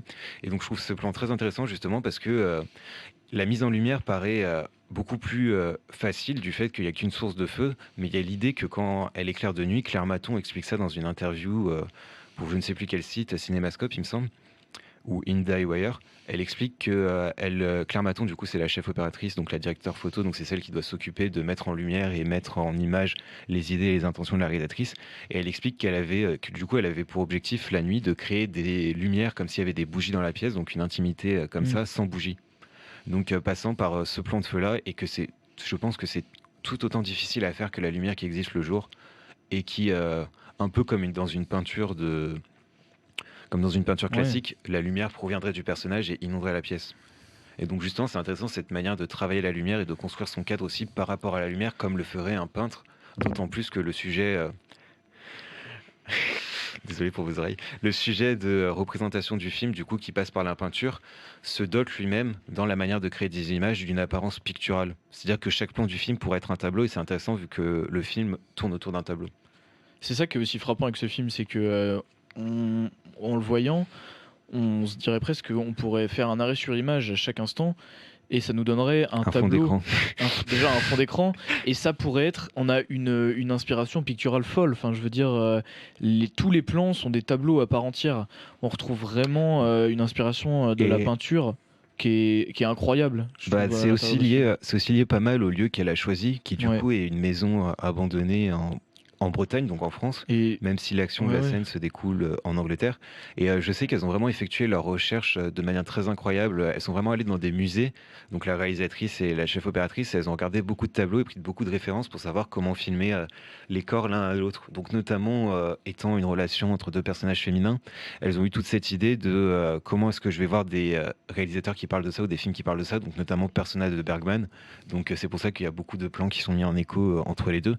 Et il y a beaucoup de personnes qui comparent ces traitements picturaux justement à des œuvres classiques qui mettent en avant justement leur sujet de telle manière. Mais ce qui est intéressant, c'est que, et elle l'aborde dans le film, il y a peu de tableaux peints par des femmes qui dépeignent des femmes en eux-mêmes et qui sont populaires. Donc ça a été beaucoup plus dur à trouver et je trouve ça très intéressant, la justesse et l'harmonie avec laquelle elle va créer son cadre autour d'un personnage féminin. C'est ça, et on a cette relation avec justement le fait que la réalisatrice peint son personnage comme aurait pu le faire un peintre et même à l'époque. Je suis d'accord, et c'est très très intéressant l'idée de comment est-ce qu'on réalise ou on crée des images en s'inspirant d'images d'autres personnes existantes. C'est-à-dire qu'elle a la modestie de se dire bah ok, j'ai été chercher dans des peintures qui existent, j'ai été piocher dans des films qui existent, donc Bergman, Persona, et je me dis que cette mise en scène est intéressante pour ça, et à ce moment-là, elle lie l'analyse et la connaissance cinématographique qu'elle a pour créer une œuvre qui lui appartient à elle-même. Donc vous pouvez voir qu'on a une complexité absolue qui découle d'une simplicité presque pure. Je sais même pas si on peut dire presque pure. Mais et c'est ça qui est beau, c'est que ça peut, enfin j'en parle de manière complexe, mais c'est très abordable pour n'importe qui. C'est ça, c'est très abordable, mais au contraire justement, ça peut devenir complexe rapidement. C'est ça qui fait aussi la magie du film. L'histoire est très simple, mais de telle sorte qu'elle peut être visionnée et appréciée de tous. Et les personnes on peut sans cesse revenir dessus et trouver des nouveautés dans chaque plan, des nouveaux petits détails ou des points dans l'image, des apparences, des mises en scène qui nous font dire ah ok d'accord, donc elle a fait ça pour ça. Et c'est très intéressant de revenir dessus constamment. Et c'est preuve que le film marche aussi de faire ça. Donc on vous incite grandement à aller voir ce film. Il est vraiment super, comme les autres œuvres dont on a parlé forcément ce soir, mais celui-là, gros coup de cœur dessus. Mais il peut paraître, comme tu le disais avant, un peu élitiste. Ouais. Mais justement, je trouve ça intéressant de ne pas forcément se cantonner à des films qui se construisent sur forcément une action ou une succession d'actions et d'enchaînements scénaristiques très impressionnants, mais voir des films entre guillemets simples, qui peuvent paraître simples et épurés, pour seulement la complexité qu'on peut avoir d'une relation, ça peut déjà être très enrichissant sur le plan personnel, comme sur notre plan de représentation. C'est-à-dire qu'on n'est pas forcément habitué à voir des films qui parlent de relations et qui se construisent seulement sur l'histoire d'une relation. Merci Tony. T'es un champion du monde. Je vois à ton regard que j'ai beaucoup trop parlé. Non, pas du tout. Au contraire, c'était super intéressant que tu arrives justement à développer comme ça autant. Ça se voit que ce film t'intéresse vraiment et que tu as prévu d'autres projets par rapport à son analyse, j'imagine. Mais je ne vais pas en développer plus sur ça. On nous dit dans le chat que quelqu'un avait prévu de voir un film, mais finalement c'est Tony son film. Est-ce que c'est le singe batteur qui dit ça? Non. Question pour Tony. Est-ce que tu aimes le théâtre, Tony? Très moyennement. Enfin, très moyennement, non. Okay. J'ai eu beaucoup de mal à m'intéresser au théâtre, justement parce que ça se centrait beaucoup plus sur des dialogues que je trouvais invraisemblables, mais du fait qu'ils étaient liés à un langage très différent.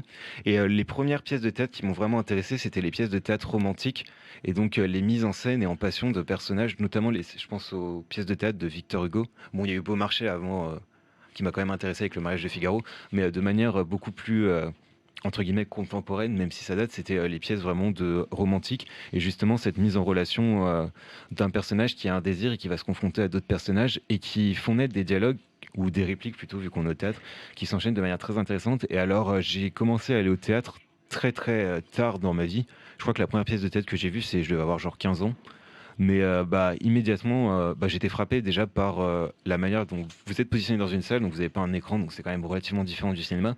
Mais même s'il y a cette impression d'élitisme, vous devez arriver à créer une intimité forte avec la scène et parvenir à s'identifier à des personnages qui ont été écrits il y a 4 siècles, 3 siècles. C'est très très impressionnant parce que le cinéma n'a pas une ancienneté aussi grande que le théâtre. Du coup, le fait de s'identifier à des personnages, c'est intéressant, mais l'idée qu'il y ait des pièces qui datent de 1583 donc, ou des pièces romantiques et qu'on arrive à s'identifier encore aux dilemmes que peuvent traverser ces personnages, ça je trouve ça très fort. Je sais pas si c'était la question, mais... Si, c'était la question et tu y as répondu en extrapolant extrêmement. C'est vraiment. Et il y a eu une deuxième question qui a été posée. Et ensuite, je pense qu'on va pouvoir clôturer. Elle est là, super elle interview. regarde, elle guette, elle court. La deuxième question, Tony, s'il te plaît, un peu de concentration. Enfin, je veux dire, je sais que t'es fun, mais voilà. La deuxième question, c'est est-ce que tu parles la langue des signes? Oui. Vraiment? Oh. Toi, c'est ça, Paul. Bon, merci beaucoup. Et non, on vous dira après. Et ça commence par T. Et en effet, on passe à la seconde partie de cette émission. En résumant, j'espère que vous avez kiffé ce qu'on a fait. J'espère que vous avez envie de voir les films et la série qu'on vous a proposé. Vraiment, allez jeter un œil. Même Et si c'est prochaine juste chronique. pour le fun et tout. C'est vraiment des œuvres qui peuvent vous plaire et qui nous ont plu à nous. Et qui méritent d'être explorées et qui méritent d'être diffusées et qui sûrement entraîneront une nouvelle ère du cinéma. Non, Et c'est n'hésitez pas à venir nous parler aussi sur les réseaux sociaux de films. Moi, je sais que j'adore, Louise aussi, on adore parler de films ou tout et n'importe quoi avec tout le monde. Donc vraiment, si vous avez un film que vous avez apprécié, ou Et moi, je n'hésitez pas à venir propose nous le dire. une chronique cinéma de Tony. En Bientôt. fait. Juste, Bientôt. enfin, il y aura une Mais chronique de cinéma manière, présentée de par manière Tony. un peu particulière. Mais je sais pas si j'en parle maintenant, mais c'est prévu. Il y aura une chronique cinéma présentée par Tony et j'espère que vous kifferez un maximum. Merci d'avoir assisté à la zone 41. C'est la fin de la première partie de notre émission. On a été ravis d'être avec vous. Et là, on passe à l'after. Il va y avoir un maximum de fun, un maximum de délire. On est en roue libre complète. C'est impressionnant. Wouh! Et la première chose de l'after, la chose que vous avez attendu tant de temps, la chose qu'on vous a promis tellement, c'est le joke de papa, Cassandra contre Tony. En effet, c'est la soirée qui débute très très bien. Allez, je laisse Cassandra prendre ma place et c'est le joke de papa qui commence maintenant. Maintenant, je sors de mon siège. Il n'y a pas de jingle en fait, Joke de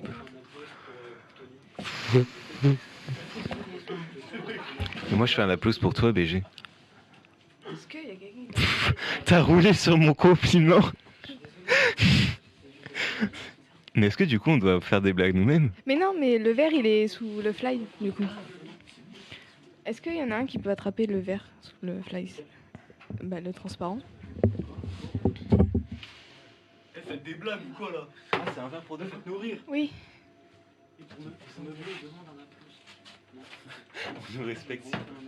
Moi, je viens dans le public en fait. Vas-y, viens-t-il. Qui commence? Qui commence? Vas-y. T'es prête? Vas-y. Shifumi. Shifumi. Merde. Du On va coup, en c'est trois. moi qui commence. Non, c'est bon. Pardon, excuse-moi. Ah, ça va être trop chiant quand je vais devoir le chercher. Attends, j'en prends un pour après. Oh, pardon, j'ai touché le câble. T'as touché le câble? Attends, concentration, vas-y. Poker face déjà. Attends. Est-ce qu'il y a un juge? Et déjà, si on Oui, perd, est-ce qu'il si y a on, un perd juge si on perd, on a un gage attribué. Attends, c'est quoi le gage? Ah, mais je te le dis pas. Ah, J'ai changé de celui que je t'ai dit. C'est un qui est moins humiliant, mais qui est pire. Pour toi. Non, je sais pas.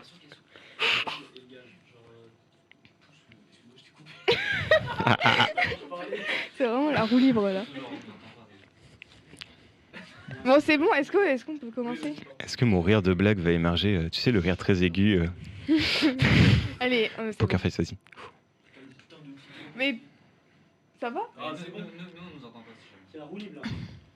Comment appelle-t-on un chat tout-terrain? Il rigole à côté. Je sais pas. Un 4x4?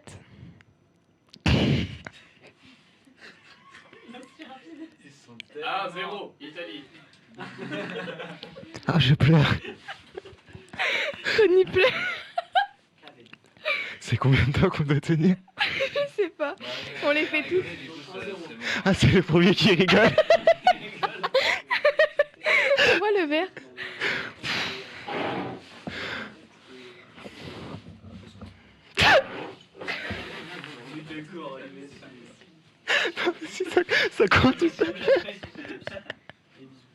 Voler des panneaux de signalisation, c'est pas bien.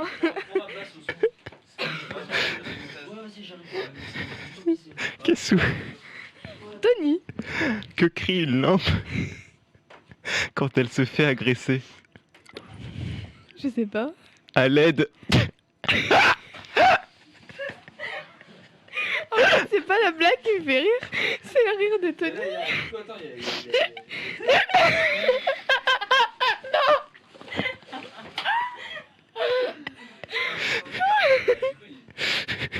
Il y a un. Putain, je pleure aussi. Hein. Non, mais il y a des gens, ils écrivent des commentaires bizarres. Mais... Est-ce qu'il y a des blagues en commentaire? Est-ce qu'il y a des blagues en commentaire? Est-ce qu'ils rigolent? Est-ce qu'on a un auditeur qui va nous rejoindre par Skype?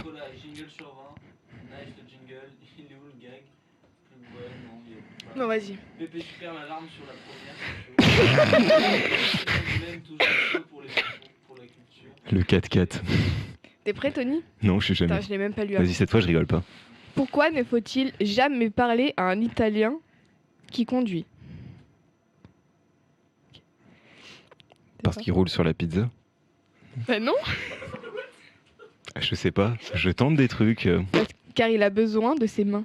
Un Italien, tu vois, ça parle avec les mains et tout. Du coup, il a besoin de ses Ah, mains. tu veux dire, pour ça parle conduire. comme ça. Voilà. Ok. Gaëtan, elle était pas très drôle celle-là. Hein. Ah si, elle était drôle, je me suis juste retenu, c'est pour ça que j'essayais de rebondir. Ah. Est-ce que tu peux me lancer le verre? Il va se casser un moment, ce verre. Oh. C'était beaucoup moins impressionnant que ce à quoi je Je m'attendais. pensais avoir les jambes un peu plus longues. Putain, c'est trop drôle parce que la réelle, elle reste très sérieuse. Tu vois, elle fait des Ouais. plans, tout plan. Bah, c'est Lucas à la réelle. Hein. Là, il est. Cassou, Tony. Victor, Louise. Quelle est la meilleure blague de cuisine, Till? La farce? Oh, ça va. Non, non, la meilleure blague de la cuisine, c'est la farce. Tu dois rigoler à ce moment-là. Bah non, du coup. Attends, je la refais. Je la refais. Cassou, T'avais pas compris? Ah, il y a Gringe. ah, il est là, Gringe, sur le live? Ouais, Waouh. j'ai Gringe. Putain, ça commence à EP, hein, Zone 41, j'y croyais pas. T'as vu, hein? Cassou, Melon et Melèche sont sur un bateau. Melon, ton ballot. Paul. Ah, heureusement qu'on l'a gaffé, hein. Bah oui, heureusement que tu as kiffé. Oh bah là, du coup, il sert plus à rien. L'inutilité du contre d'un coup. Allez, vas-y, Tony. Vas-y, fais chef lumière, là, remets le coup. Est-ce que je peux avoir le verre, s'il te plaît? Oui, non, mais c'était pas une blague en fait. Non, mais oui, du coup. Putain, c'est vraiment roue libre là ce soir. Hein. C'est pas si bien les blagues, hein, je suis un peu déçu. Ouais, vas-y, va te comme ça. Attends, on peut se mettre comme ça quand même pour le coup. Alors en T'es fait, prêt, un Tony contre, c'est pour déboucher mon épaule, donc en Mais général, tu dois non, viser partez là. pas. Ouais, c'est ça. Bien joué. Bon, Tony. Tu fais des plateaux, toi, non? Tony, tu m'écoutes? Oui. Attends, mais c'est votre gaffe d'abord là aussi. C'est terminé, mais de toute façon, c'est la débandade. Est-ce qu'une poule. Moi, je vais faire des blagues avec toi. Du coup, c'est nul parce que ta blague a commencé à échouer là. C'est-à-dire que j'ai entendu le début, tu l'as pas enchaîné. Ouais, vas-y, viens. Il y en a un gros sur la patate. De Till, il y a un coup Oh non. il y a un coup de Till Il de y a un gueule. gros. Et la putain de ta race, Léonard, je t'encule, t'as compris?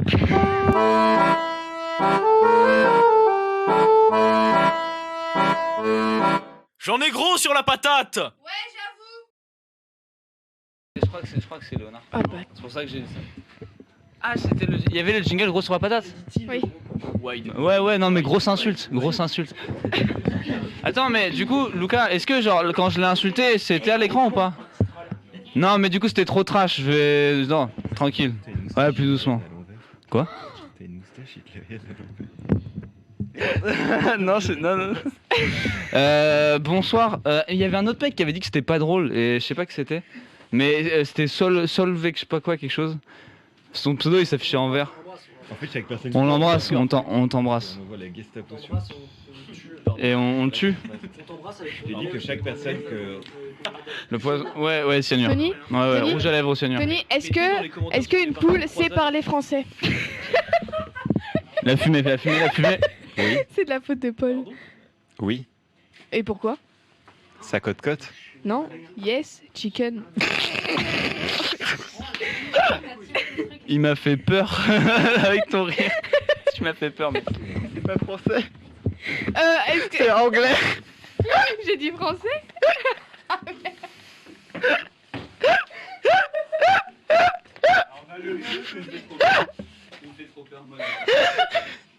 Le pire, c'est que t'as relu ta blague. Il va deux en fait. C'est vraiment, Vous faites des blagues là? Qu'est-ce qu'on fait là? En fait, je sais pas dire les blagues. En C'est fait. fini? C'est fini? Oui, Merci. oui, allez, c'est fini. Le joke de papa, vous avez tous kiffé. Ah non, c'était malaisant, hein. Cringe sur 20.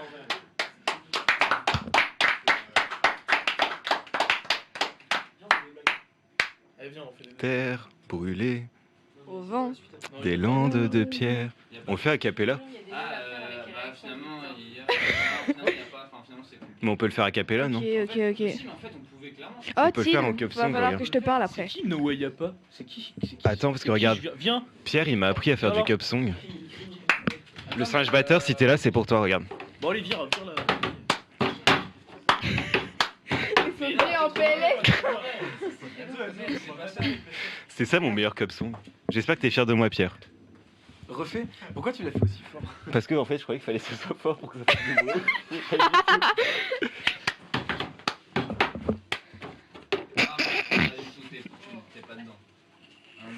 Je suis désolé, là, j'ai perdu.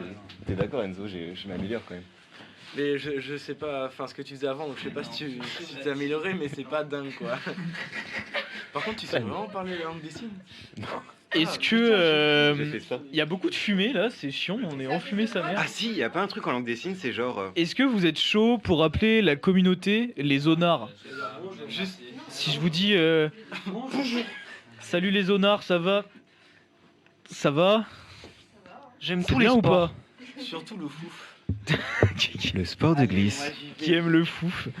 Yes. Tony. Mais en fait, ce qui est terrible, c'est que les gens t'entendent pas. Bah ouais, les gens t'entendent pas. Non, bah pas, ils t'entendent en fond, tu vois, quand même. Shoni. Tony. Johnny. Ça va, Shoni? C'est cringe, c'est de plus en plus cringe ce qui se passe. Bah on meuble, hein. Je sais pas pourquoi on est là. On va proposer un jeu. Y a pas Véronique? On va faire un Johnny Depp avec Luca Prouvo. Parce que mais je Luca sais pas jouer à Prouvo, ça, moi. c'est Si, vas-y, je vais apprendre. qui m'affronte au Johnny Depp. Moi j'essaye, mais... Qui m'affronte? Qui me vaincra? C'est facile de me vaincre, je ne suis vraiment pas entraîné au Johnny Viens avec Depp. moi, Casson, on le fait à deux. Je te donne dans l'oreille si je comprends. Cassandra qui est là. Il y a Ah, c'est Héloïse facile. qui est là. Est-ce qu'on tient à deux sur la chaise? Oui, non, mais t'inquiète, je reste là. T'inquiète, je vais t'aider. Donc on fait avec Luca Prouvo. Luca Prouvo-Mosé là, ou c'est juste Luca un entraînement de Johnny Depp puisque la semaine prochaine, si vous nous suivez encore, on vous promet un event de malade, le meilleur Johnny Depp que vous ayez jamais vu de votre Et vie. samedi prochain aussi, il y a une surprise. Non, c'est pas samedi, c'est vendredi. Oui, vendredi prochain, il y a une surprise aussi. Ça commence là à mettre les mauvaises dates. T'es au courant, Thiel, ou pas? T'es au courant? Bah non, mais vas-y. Ok, parce que je vais avoir besoin de toi. Ouh, c'est une Samedi annonce en direct. Vendredi prochain, il y a une grosse surprise, va falloir être là tous. Vraiment, ça va être, Ouais. ça va être une émission de folie. On vous attend tous Techniquement, ouais. nombreux, vraiment. Si vous voulez passer un gros moment Qu'est-ce qu'il dit, de fun, venez tous. Putain, elle a repoussé sa barbe. Très vite, mes zonards. Bien, on fait plein de commentaires. Bah, du coup, dans ce cas-là, si le Lisa nous regarde, on a besoin de matériel conséquent. Parce qu'en fait, le matériel que j'ai récupéré du Lisa pour le son, bah, c'est pas très bien. Du coup, Vendredi, c'est les capsules. je crois. Ouais. Pas de rentrée de matos. Pas de sortie de hein. matériel. Ah oui, Pas de sortie de matériel. C'est pas une boîte de loc, le Lisa. Non, mais si, par On contre, le paye pas c'est pour, un dépotoir à matos qui sert plus, le Lisa. Par contre, ça, c'est.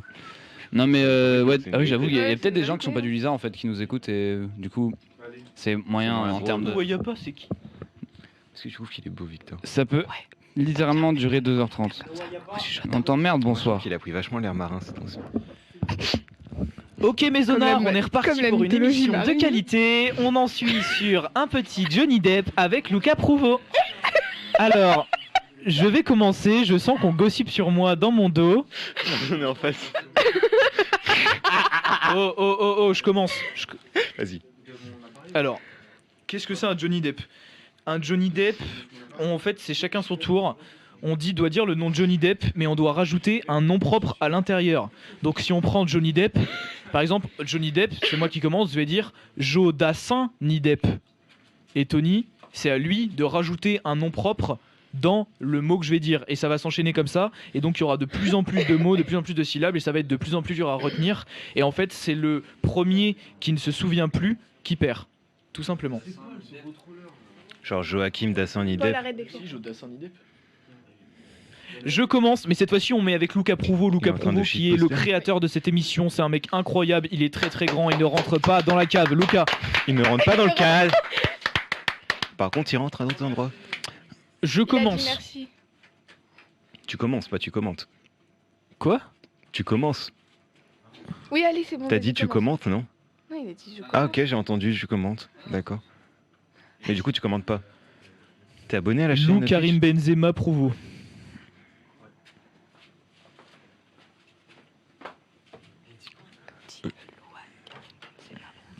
Louane Karim Benzema Prouveau. Louane Roumanoff, Karim Benzema Prouveau. La dernière fois. Attends.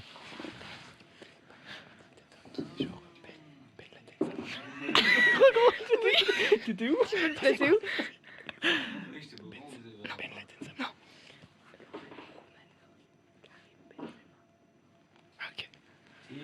Louane Roumanoff Karim Ben Laden Sema Prouveau.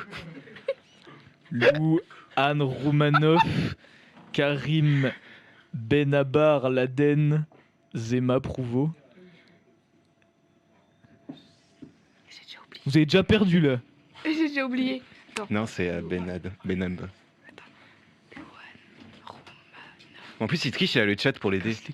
Il casse Et les couilles, surtout- Paul. surtout Paul, il que casse moi- les couilles. Non, mais on l'a fait vendredi, donc en gros, il a les réponses. Les messages de zone 41, c'est Paul Inguenot. Ah, si, ah, si, c'est Paul. Si, c'est Paul. Paul si, si. Inguenot. Et il casse les couilles. C'est pas que Et il moi. se hein. fout de Si, votre si, c'est gueule, Paul, les hein. gars. C'est la zone 41 dans son entièreté. Non, c'est toi, Paul. Thiel, par exemple, là, il a écrit un truc récemment. Et ta gueule. Putain, j'adore ce Moi, mec. j'ai pas les lives. Attends. Les honnards. À vous. À vous. Non, Benabar, Laden, Zama, Prouveau. Elle est bonne. Putain,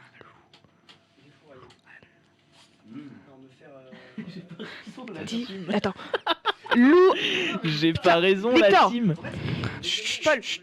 Louane Roumaïtenov.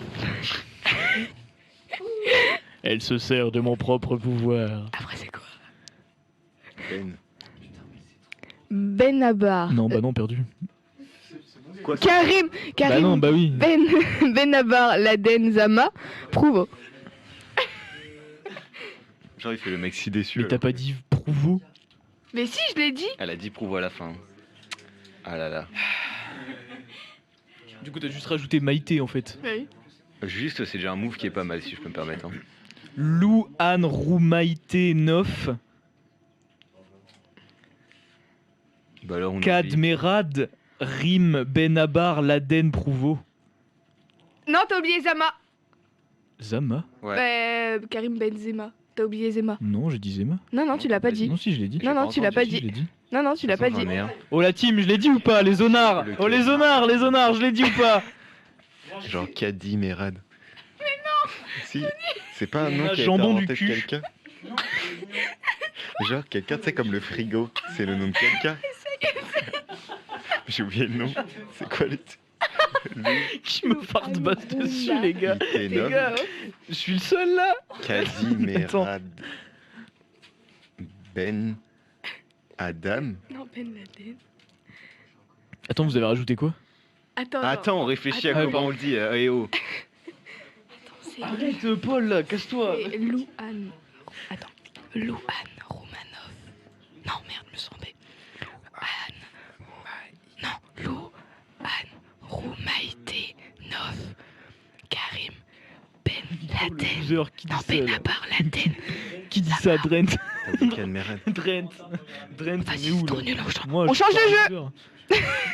Attends, j'essaye, mais je crois que j'ai oublié où est notre charmant Cadmerade. Alors, c'est quoi?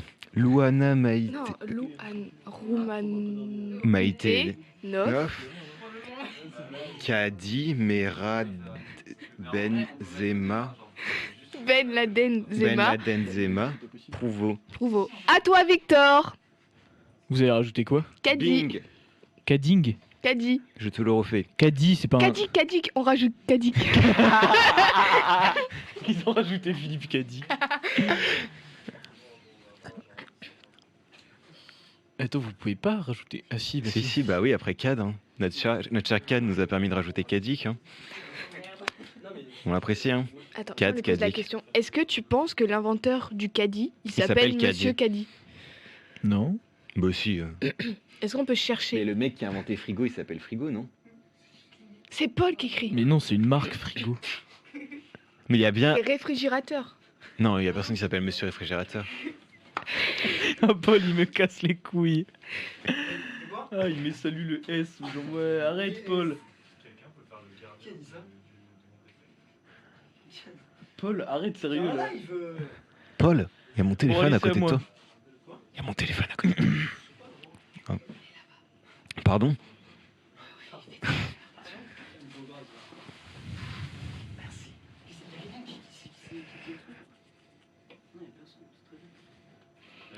Il y a quelqu'un qui attend ta lettre après un an, mec. Tony. Quoi? Il y a quelqu'un qui attend ta lettre toujours après un an. Mais je l'ai envoyé, mais il faut que cette personne arrête de déménager partout à Villefontaine parce que c'est pas possible. Bon bah voilà. Follow, t'as ta réponse. Ah, c'était bien follow du coup, yes, je me suis pas trompé. Je vais accepter. Je cherche. Il a dit c'est une marque. Ah bon? Un nom propre en T. T. T. Il y a plus de personnes que quand on parlait de cinéma. Non, quand tu parlais de cinéma, il y avait du monde. Ah. On finit le Luca Prouvo. Donc attends. T'as perdu là, du coup, c'était plus Luca Prouvo. Je vais y aller doucement. Parce que t'as peur de perdre. Louane Roumaïté Rensmalik. Oh non. 9. Mon latin.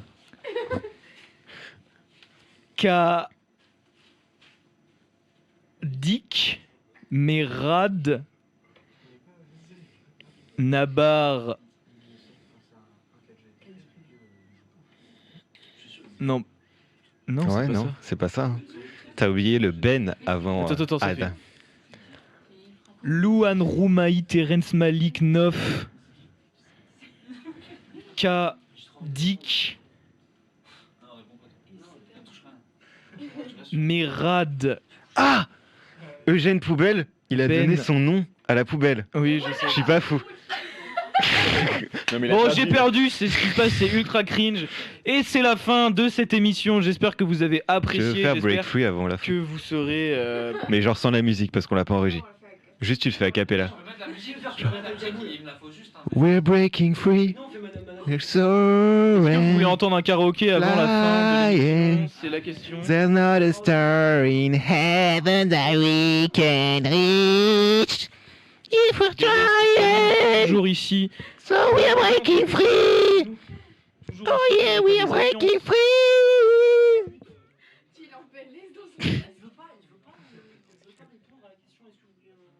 Est-ce que vous voulez un karaoké?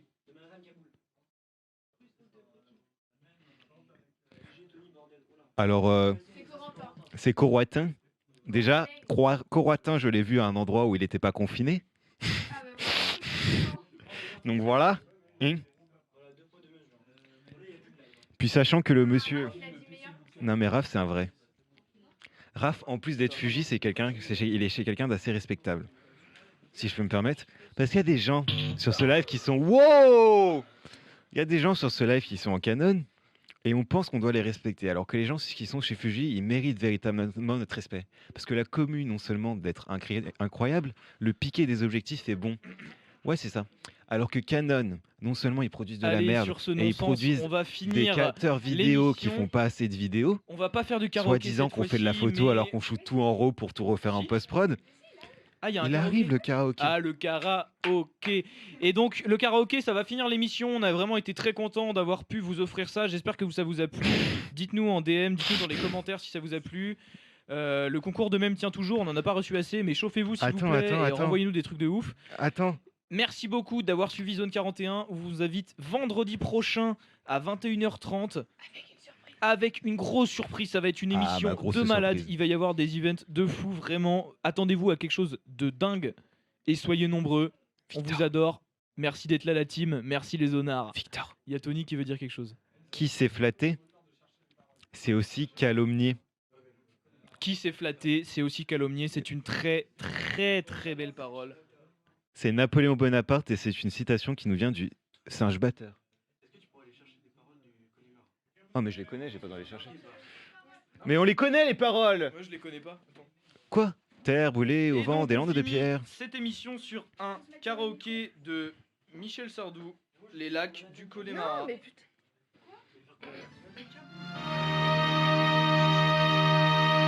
Oui. C'est la version intégrale. Ah mais attends Romé, je croyais qu'il y avait les paroles en même temps. Désolé. Attendez. Non, attends. Vas-y, on est prêt. Vous êtes prêts le chat? On vous adore les zonards. Merci beaucoup d'avoir suivi. Et tout de suite, c'est le karaoké. C'est parti. Gros bisous à vous. Ah, ils sont 4, très Covid. On vous aime pas tant que ça. La femme à neuf. Regarde. Ah, ils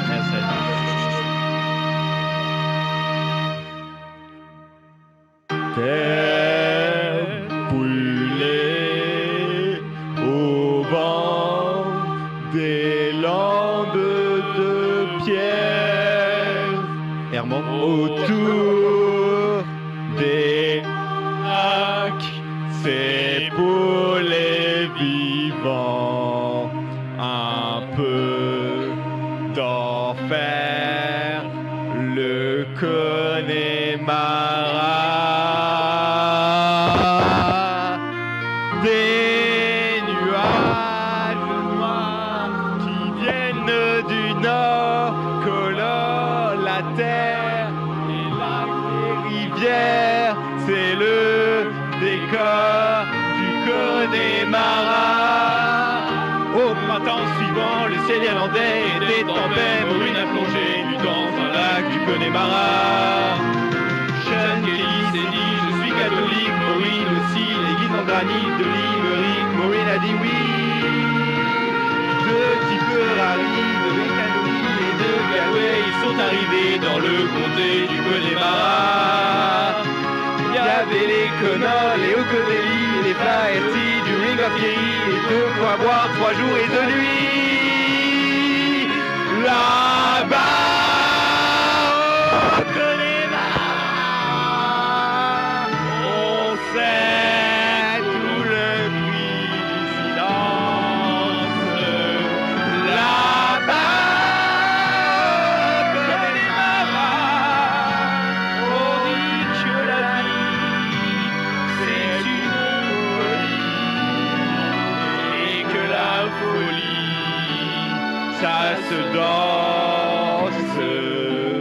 Terre brûlée au vent des landes de pierre, autour des lacs, c'est pour les vivants un peu d'enfer, le Connemara.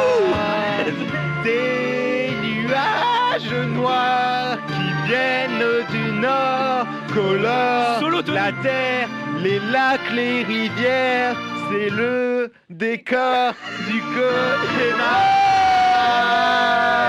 On y vit encore au temps des Gaëls et de Cromwell, au rythme des pluies et du soleil, au pas des chevaux. On y croit encore aux monstres des lacs qu'on voit nager, certains soient d'été et y vont plonger pour l'éternité. Ça en dit long sur la société. On y voit encore les hommes d'ailleurs venus chercher le repos de l'âme et pour le cœur un goût de meilleur. L'on y croit encore que le jour viendra, il est tout près, où les Irlandais feront la paix autour de la croix. Là-bas, au Connemara, on sait tout le prix de la guerre. Là-bas, au Connemara, on n'accepte pas la paix des Gaulois, c'est des rois d'Angleterre, terre brûlée. Merci tous les honneurs, c'était la zone 41, deuxième épisode, deuxième version. Merci à tous de nous avoir suivis, on vous adore. Merci la team, merci d'avoir été là, merci la team, merci les honneurs. Et on est parti pour une prochaine émission. On est tous là, il y a toute l'équipe technique. On applaudit tout le monde, on applaudit Loup Catoulo à la réalisation, on applaudit tous ceux qui ont été là ce soir, on applaudit nos 3 invités. C'est vraiment génial ce qui s'est passé. C'est la zone 42, c'était le deuxième épisode et c'est la fin de cette émission. C'est ma Au vent des